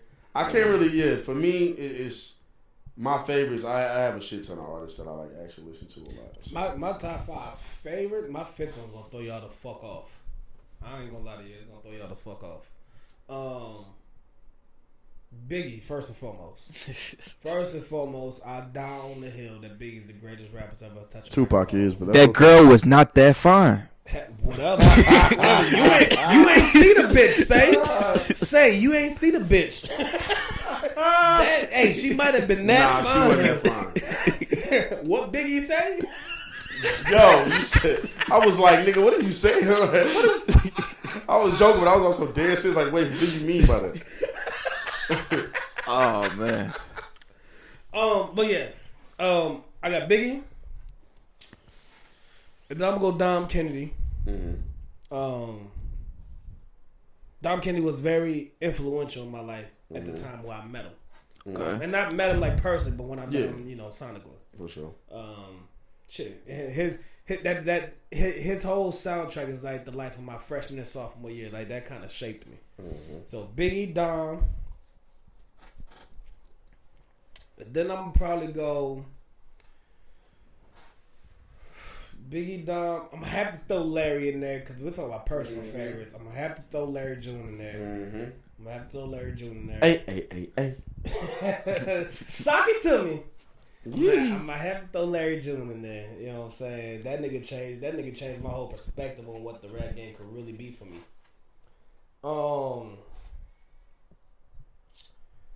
And then I'm gonna go Cole.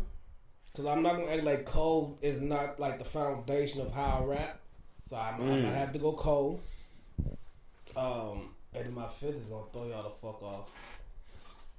But it's going to be Will Smith. I hate you. It's going to be Will Smith, man. It's going to be Will Smith. My fifth This is a story all about how my life got upside down. I like to take so you sit right there. Hey, don't do me. Don't do me, man. Don't do me. The Fresh Prince was tough, nigga. It's your favorites, man. Listen, I loved Bow Wow a lot when I was a kid. He's not in my favorites. Hey, man, but Will Smith was different, though. Will Smith was really different. Will Smith was really turn around and just turn it over and switch. We can't. I can't sit by this nigga no more. Don't play no Will Smith around me. I will act a fool. I can't sit by. Oh, this what nigga. a double entendre, huh? What a double entendre, I can't sit by this nigga no more, man. Don't play the Fresh Prince around me, This dog. nigga is hilarious, I'm man. Crazy if you play the Fresh Prince. Play Getting Jiggy with it right now. I'll rap it word for word. Don't fucking play with me. Don't play with me. I'm gonna test you. I'm gonna test you on after the pod. Hey, bro, I fuck with Will, bro. Who's your? I know you might have another top 5 to ask, but who's like your favorite artist? That's like kind of a guilty pleasure artist. Like he or she is not like really good, but you really like their music. Blueface, baby. Yeah, I almost said that. I almost said Blueface. That's a good one. Cause I fuck guilty with pleasure. Oh, like he's not talented, even to you, really to you, to the masses or to you. He's not really that good. You enjoy their music. It could be a she too, whoever you. Okay, cool. I'm a Spice Boy. I don't get that. It's okay. I'm a Spice Boy. I like that little song. Nigga said he a munch. Ice, man. He a munch. Bitches think they the shit, but they ain't even a fart. You dig? Like, I fuck with Ice, man. I like Ice a lot. Shit, man. I tried to look at my phone real quick to see, because I wanted to ask this question. I can't. I like Sexy Red, but I don't think she's actually bad. I really think she has better technical skill than people give her credit for. Who else, man? I ain't gonna lie, that nigga JP turning me up lately. JP. Well, guess what? I'm JP. I'll make a bitch say, hey, oh, wow. You ever made a bitty hit her knees? No. That shit is hilarious, bro. I'm fucking with JP a little bit. Blueface is a really good one. I want to say, if you didn't say Blueface, I was going to say that's somebody I fucked with when he first came out. He showed himself to kind of be a bozo, but when he first came out, that shit. It was crazy. I don't even think that's much of a guilty pleasure if you actually listen to this nigga rap. Loki. That nigga is laying down bars. I ain't gonna lie, man. It's gonna sound crazy because I think people don't view him this way. But Playboy Cardi, man, to me, that Cardi ain't me. guilty?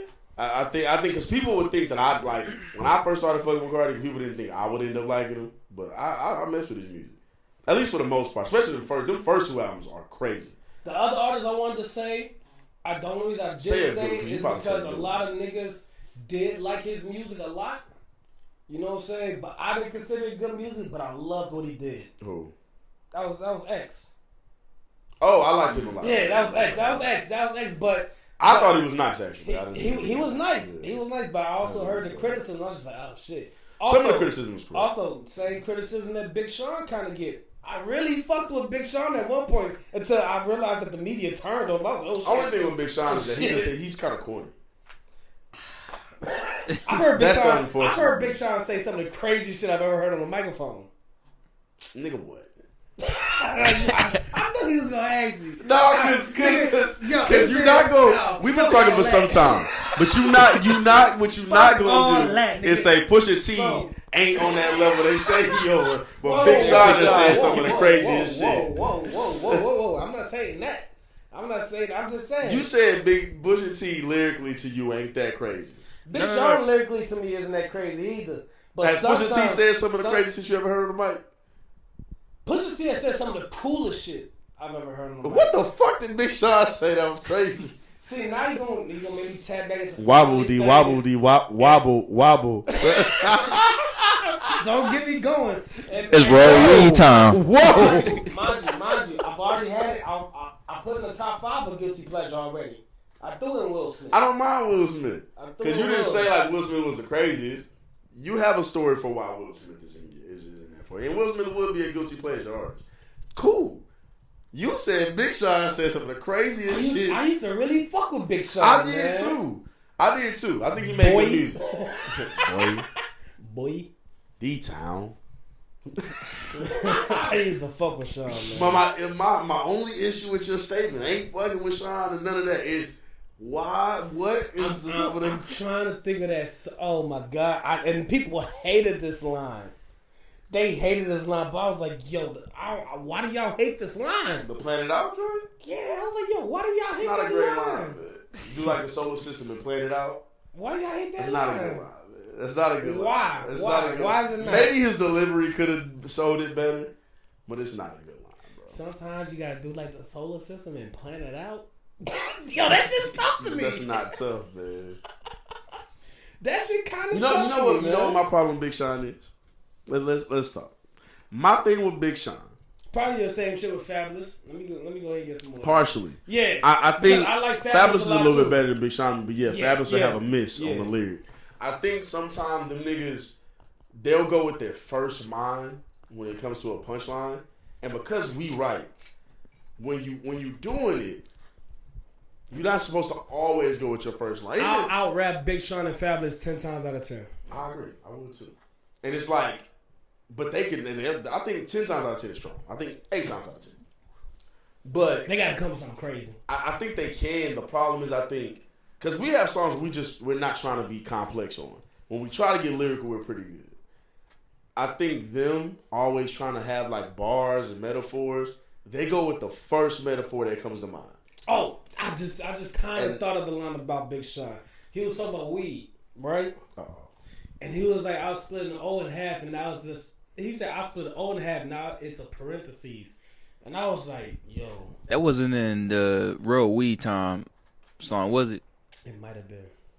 That's what I was thinking. Like when you it might have been when I said when he said that, I was just like, "Ooh, I've never heard that."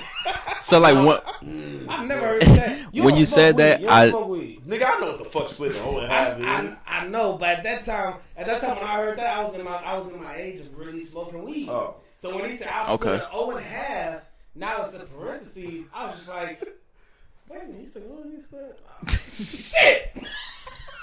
I was like, fuck, this nigga's right. Maybe you should have went to college, nigga. That's what I figured when you said Big Sean and you said like the lyric was crazy. Like that's the song I figured that it was in. Bro, I hate you niggas, bro. You know what? I think if Fuck Big that Sean, nigga. That Detroit mixtape was. it was fire. fucking gold, It's man. a great Fuck tape. with y'all I niggas like saying. Big Sean. You just said he said some of the Crazy shit. That's what I'm stuck. I think the problem with Big Sean is he wanted the respect to be in that the big three, the lyrical convo at one point. So now when you're in that convo, everybody overanalyzes your lyrics. Cause Kendrick got some basic lyrics. Drake got basic lyrics. Cole got basic. Cole actually had super basic lyrics sometimes. Right. Some really bad This nigga Cole one time said, nobody has made fun of him. He said like the shit. I'm paraphrasing because I can't remember the specific line. Do the shit, but you can't outfart me. No, not that line because that line was ass. But he said something like the shit you find between the cushions. I'm the change you need.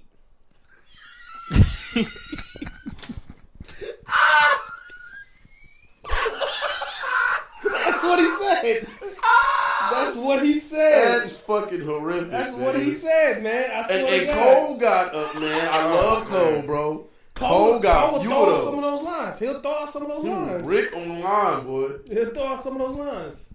And everybody's like, what the fuck? I never understood why some people gave so much flack towards Big Sean. I was like, damn, I like Big Sean. I guess I can't. I think Big Sean just has more of a. You talking about a bad average for bad lines? The ass state is crazy. Yeah, he has a higher batting average Why'd for you bad say lines, man.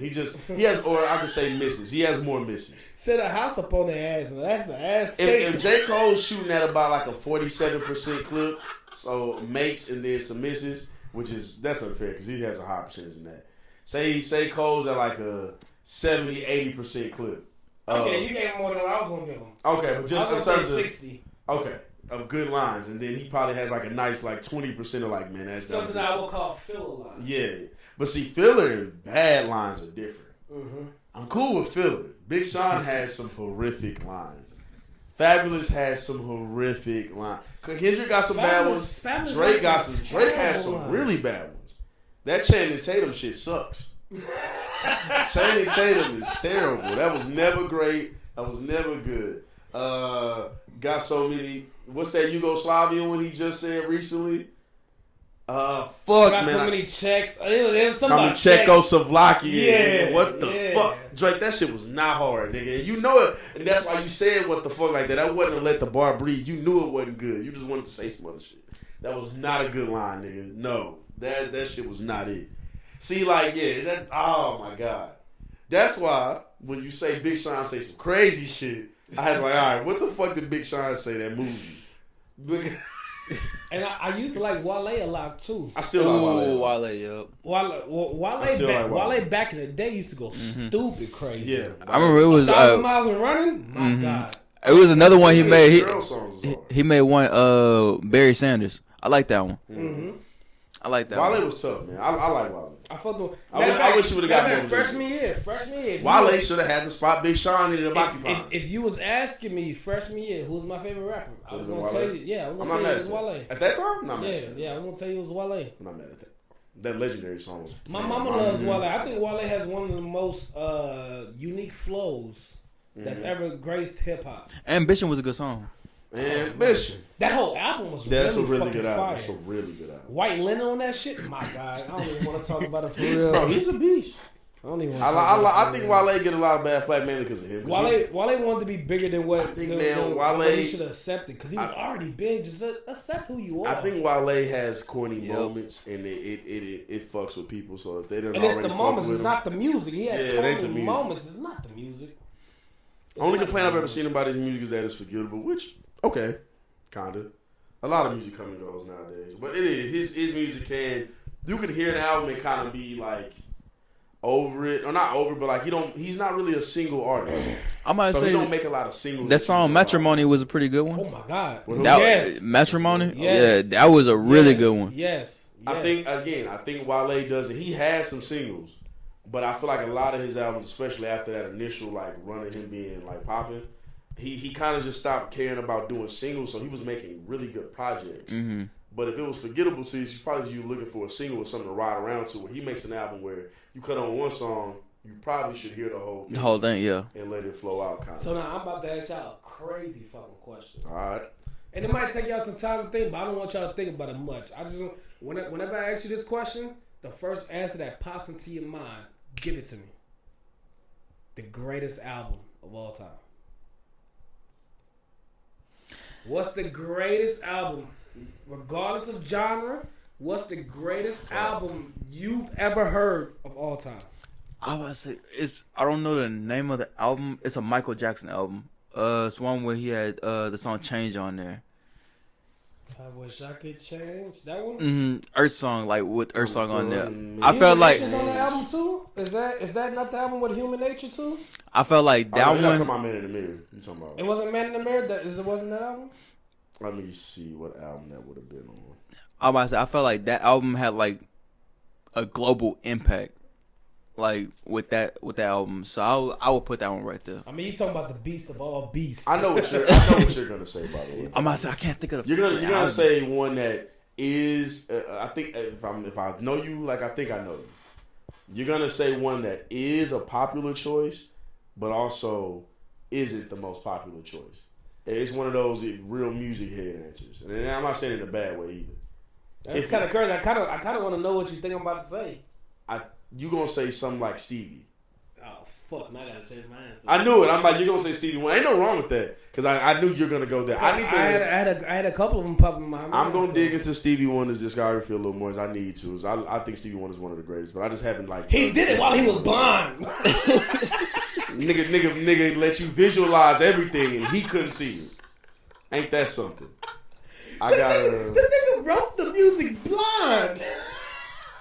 Thriller's in that conversation for Whatever. sure. Thriller's in that conversation. I'm willing to just settle for Thriller, but I gotta think more. Thriller's in that conversation. He said not to think too much, Steve. The first thing I don't overthink it, but Thriller's in that. Thriller's definitely there. It's a Pimp a Butterfly. I could try. Say what you feel. Say what you feel, brother. Nah, I think I'm gonna be safe for now. Okay. But I'm only doing that because a lot of the other albums are blanking on my mind. So I'm gonna just be safe and go Thriller. I think Thriller, when you look at the run on that album, which Off the Wall is a better album than people give it credit for. But I thought, that's the Michael album I thought you was talking about was Off the Wall. Nah, he ain't talking about Bad or the one from the 90s. I think he's talking about. He's talking about one of the ones from the 90s. Yeah, he's not talking about the Bad or the one for the 90s. I don't remember the Bad. Off the Wall is Mike's best album. You think so? I think so. You think so? I'm gonna say all my favorite Mike songs is from that album. It could be the best one, is that but the like one with Rock With You? Yeah. Yeah. I'm not mad at that, bro. Mm-hmm. Hey, don't do it. But Steve was right. It also has I Can't Help It. Working Day and Night. Get on the floor. Don't stop till you get enough. Don't stop till you get enough. Hey, look. Black Mike. She's Out of My Life. Oh. Look, man. But see, all right. Now here's my thing. Because Thriller want to be starting something. I know what Thriller got. The Girl Is Mine. Thriller. Beat It. Billie Jean. Yeah. BYT. The Lady Mine. That's the whole album. I just named the entire fucking album. Mike is fucking ridiculous, my nigga. This is crazy. Damn, Mike is crazy. Shit. See, and Steve hit it right on the nose. He knew I was gonna say the songs in the Key of Life. Yeah, you was gonna say Stevie Wonder. I do. He knew I was gonna say the songs in the Key of Life. As he should, man. Stevie Wonder's up there. He knew I was gonna say the songs in the Key of Life. But if I could deviate from that and pick another one, it's gonna be a little off ball because a lot of people, this is not even the album that they would consider, and nowhere near this conversation. But when I hear it, when I hear these two albums, when I hear it, it's some of the greatest music I've ever heard chronologically. Ooh.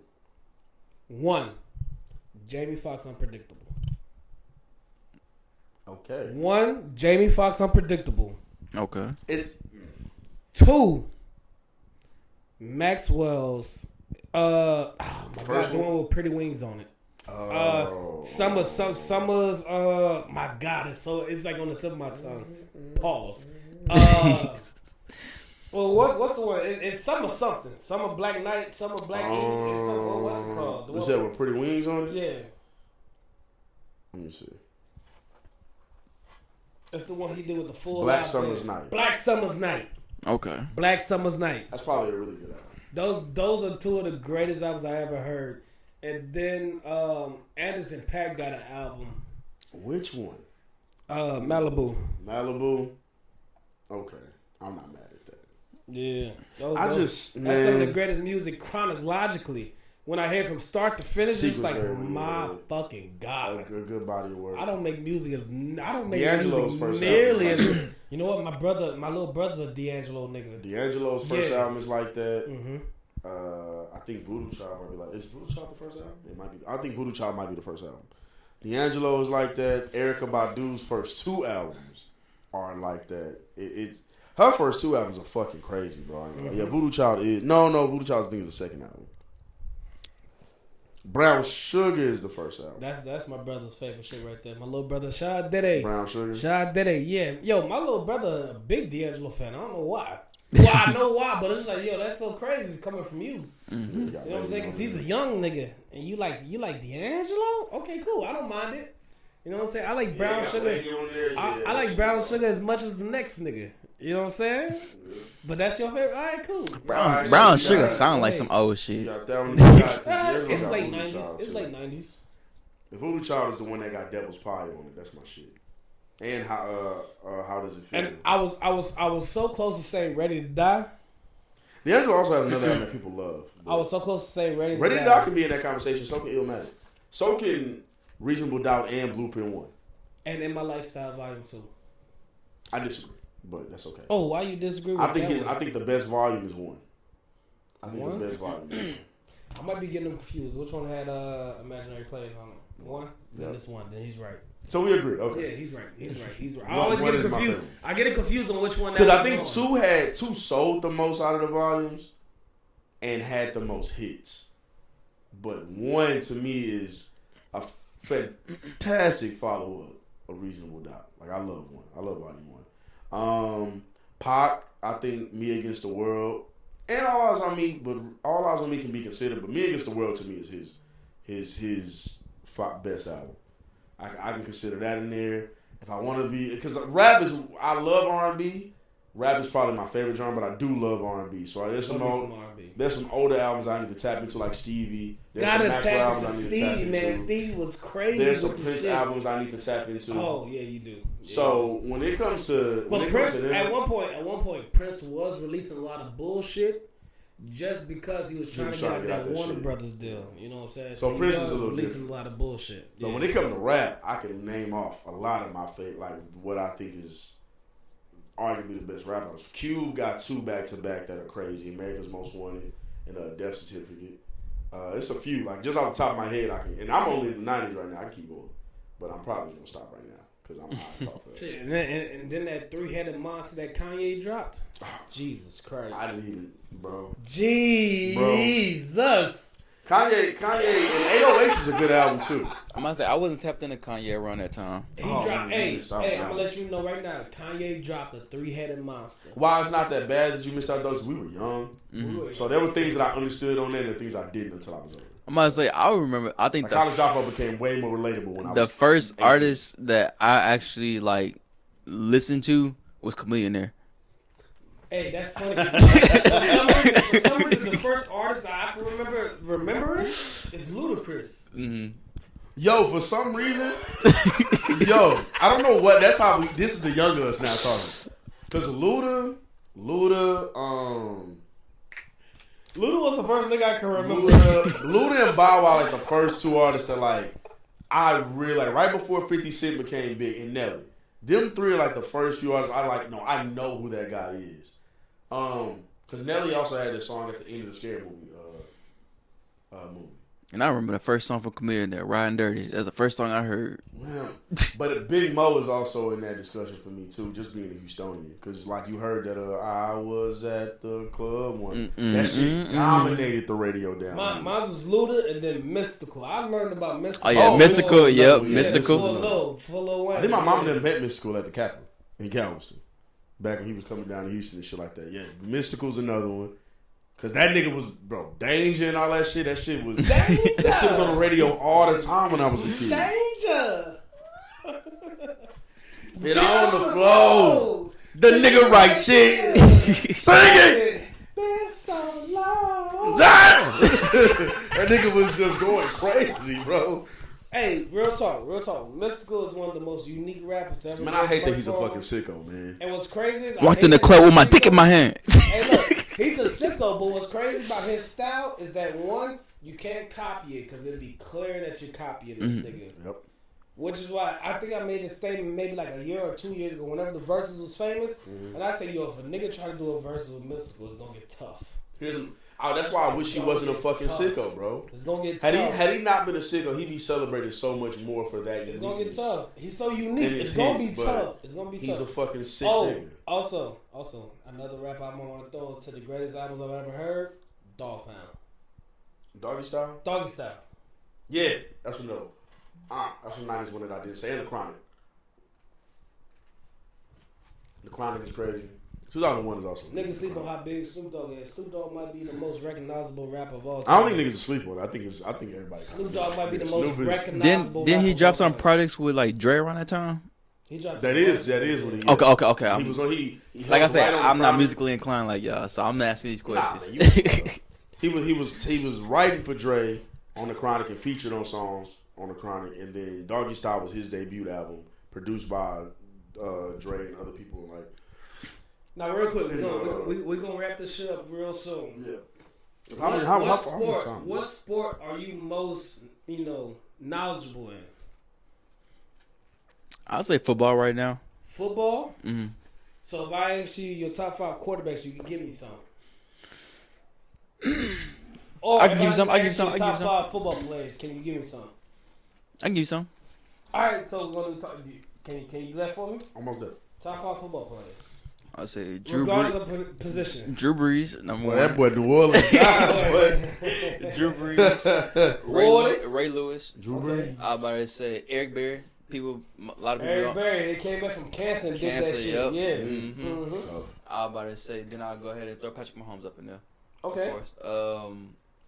And then I want to say, is a defensive player. What team play for? I can help you. This is Saints. I'm by it. Linebacker, safety. What was he? Offense. It was a corner. Corner? You ain't talking about Tracy Porter, huh? Corner. It's a Porter. I want to say Porter or Jabari Greer. Okay. No. I'll take that back. Darren Sharper. I figured that's who you Darren was talking about first. Darren Sharper. That's why he's in position, but you said corner, so that takes Sharp out my mind. I'll take that back. Darren Sharper. That takes Sharp out my mind.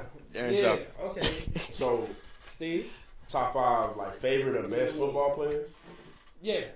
Well, whoever you think is the best you ever seen. Top 5, best you ever seen. Okay, so no order. I'm gonna go. Peyton. Peyton.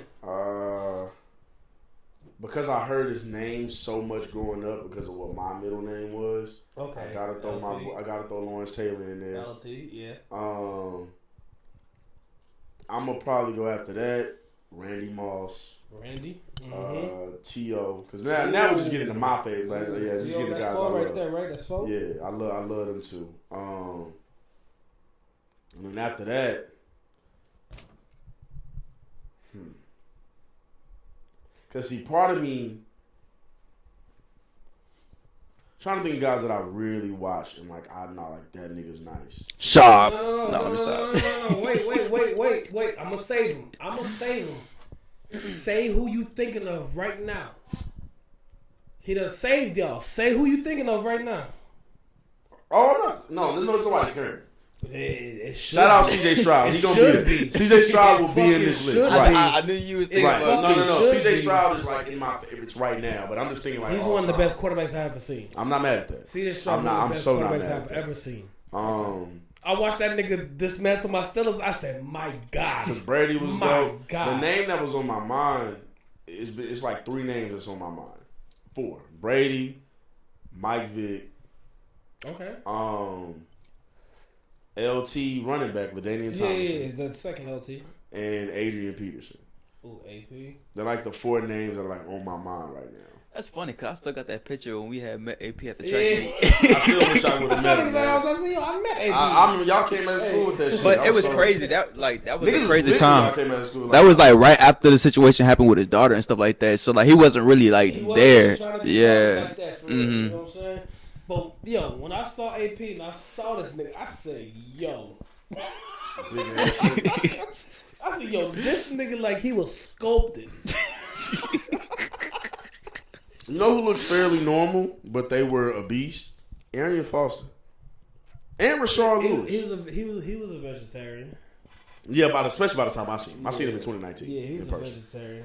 And Rashard Lewis also, like, outside of the fact that Rashard Lewis is legitimately like 6'8" to 6'10", somewhere in that range, Rashard Lewis looks very normal when you see that nigga. It's crazy because my top 5 is gonna consist of mostly defensive players. I figured. I know. First one's gonna be Sean Taylor. Yeah, I knew that was good. First one's gonna be Sean Taylor. That's the greatest football player I've ever seen play the game of football. I've never seen one player affect the game so much in such a little time. Second one is going to be Troy Polamalu. That's my dog for shit show all the way through. Of course, Steelers. Yeah, you know what I'm saying? Third one's gonna be Barry Sanders. That nigga was fucking insane. I felt like he was like ahead of his time for when he was in the league, like for shit show. Barry Give Sanders him modern technology, it might be fucking spooky. And fucking say. My next one would have been Peyton Manning. I've never seen somebody dissect the defense the way Peyton Manning does. I'm a Texas fan. And even though Brady is considered the greater quarterback, in my opinion, he still isn't better than what Peyton Manning was. I've always said he just that. had better teams. I might say I just feel like Brady was just in the limelight. I think Brady was better than just better teams. Like I think he was that good, but yeah, I don't want to diminish him. But Brady always had a good O-line. Peyton was a better player. Yeah, I don't want to diminish him. Brady always had a good O-line. Like he always had time in the pocket. He always had time to find his receivers. And then always. my fifth is gonna be a little toss up. You know what I'm saying? Between my nigga Jim Brown. You know, that's an old school cat for y'all to look up. My nigga Jim Brown, and then my nigga Ronnie Lott. Okay. Ronnie Lott was a fucking monster. Ronnie Lott was a fucking monster. Go look up some highlights of Ronnie Lott, for real. Go look up some film about Ronnie Lott. Ronnie Lott was a fucking monster. Matter of fact, when NFL Network came out and they did their top 100 players of all time, Ronnie Lott ranked like 9th on their list. He was a fucking beast. He was the highest rated defensive back on their whole list. So basically what they said was Ronnie Lott's the greatest defensive back to ever play the game. Okay. Ronnie Lott was fucking crazy. He won all those Super Bowls when San Francisco 49ers was winning all those Super Bowls. He played with Joe Montana, Steve Young, Jerry Rice, Roger Craig. He played with all those To have niggas, amazing Deion Sanders, quarterbacks. Arguably the greatest receiver ever, and then arguably the greatest defensive back ever. And still be the ridiculous. best player on the team. It's fucking That's crazy. I'm saying like just that level of talent. Niggas talking about super teams now. That's fucking ridiculous, bro. That is really crazy. Would you like that's a crazy ass team. And before we leave about it, man, shout out my nigga Doug Williams, Grambling State alumni, first black quarterback to win a fucking Super Bowl. You know what I'm saying? Shout out to my nigga Doug Williams. Before we get out of here, how much time have we already done so far? Probably about 2.5. I'm about to say we looking at almost 3 hours. Ooh. All right, before we wrap it up, I'm gonna ask my little last top 5 because I gotta get mine right now. Top 5 basketball players. Your favorite. There's 5 guys. You want to go first or you want me to go first? I can go. I'm about to say I really don't watch basketball like that. Cool. I'm gonna let you go. I'm gonna just go say some big names. And again, you don't gotta name your greatest, your top 5 favorite. I'm gonna name my top 5. But say he wants to go first. I would say Steph. I like that. I don't like LeBron, but like, cause too many people freaking be giving him like too much, and he always inside of conversations. So LeBron, Derrick Rose, Kobe for sure. Okay. And then Michael. Yo, that's a solid top 5. It's a very better than you thought it was. That's a very fucking solid. You Hey, act like look, you it was wasn't gonna thumbs do up. it. It was thumbs up on the camera anyway. That's a solid top 5. Yo. My top 5. Michael Jordan. Kareem. Kobe. Kareem's in your top 5 favorite players? Yeah. Abdul Jabbar. Yeah, I like Kareem. Ain't nothing wrong with that. I like Kareem. Because usually Kareem is like on somebody's objective list, not really always on their favorites. So IT. OG, Yeah, Isaiah Thomas. You know what I'm saying? From I like the Pistons. that. I like that. Then Dwight Howard. Freak. No. That's the nigga that got me into basketball. So Yeah, then Dwight Howard. Well, as the basketball nigga here, you know what I'm saying? I'll go. Kobe is my all-time favorite player. There's no player. I miss Kobe on my list. There's no player whose highlights I watch more of. The next guy's close, Michael Jordan. But yeah, Kobe, Jordan, they're probably my favorite two ever. But then, Kyrie Irving, I've tried to model my game after him. Derrick Rose, I tried to model my game after him too. I just couldn't dunk. And then Magic Johnson and Chris Paul.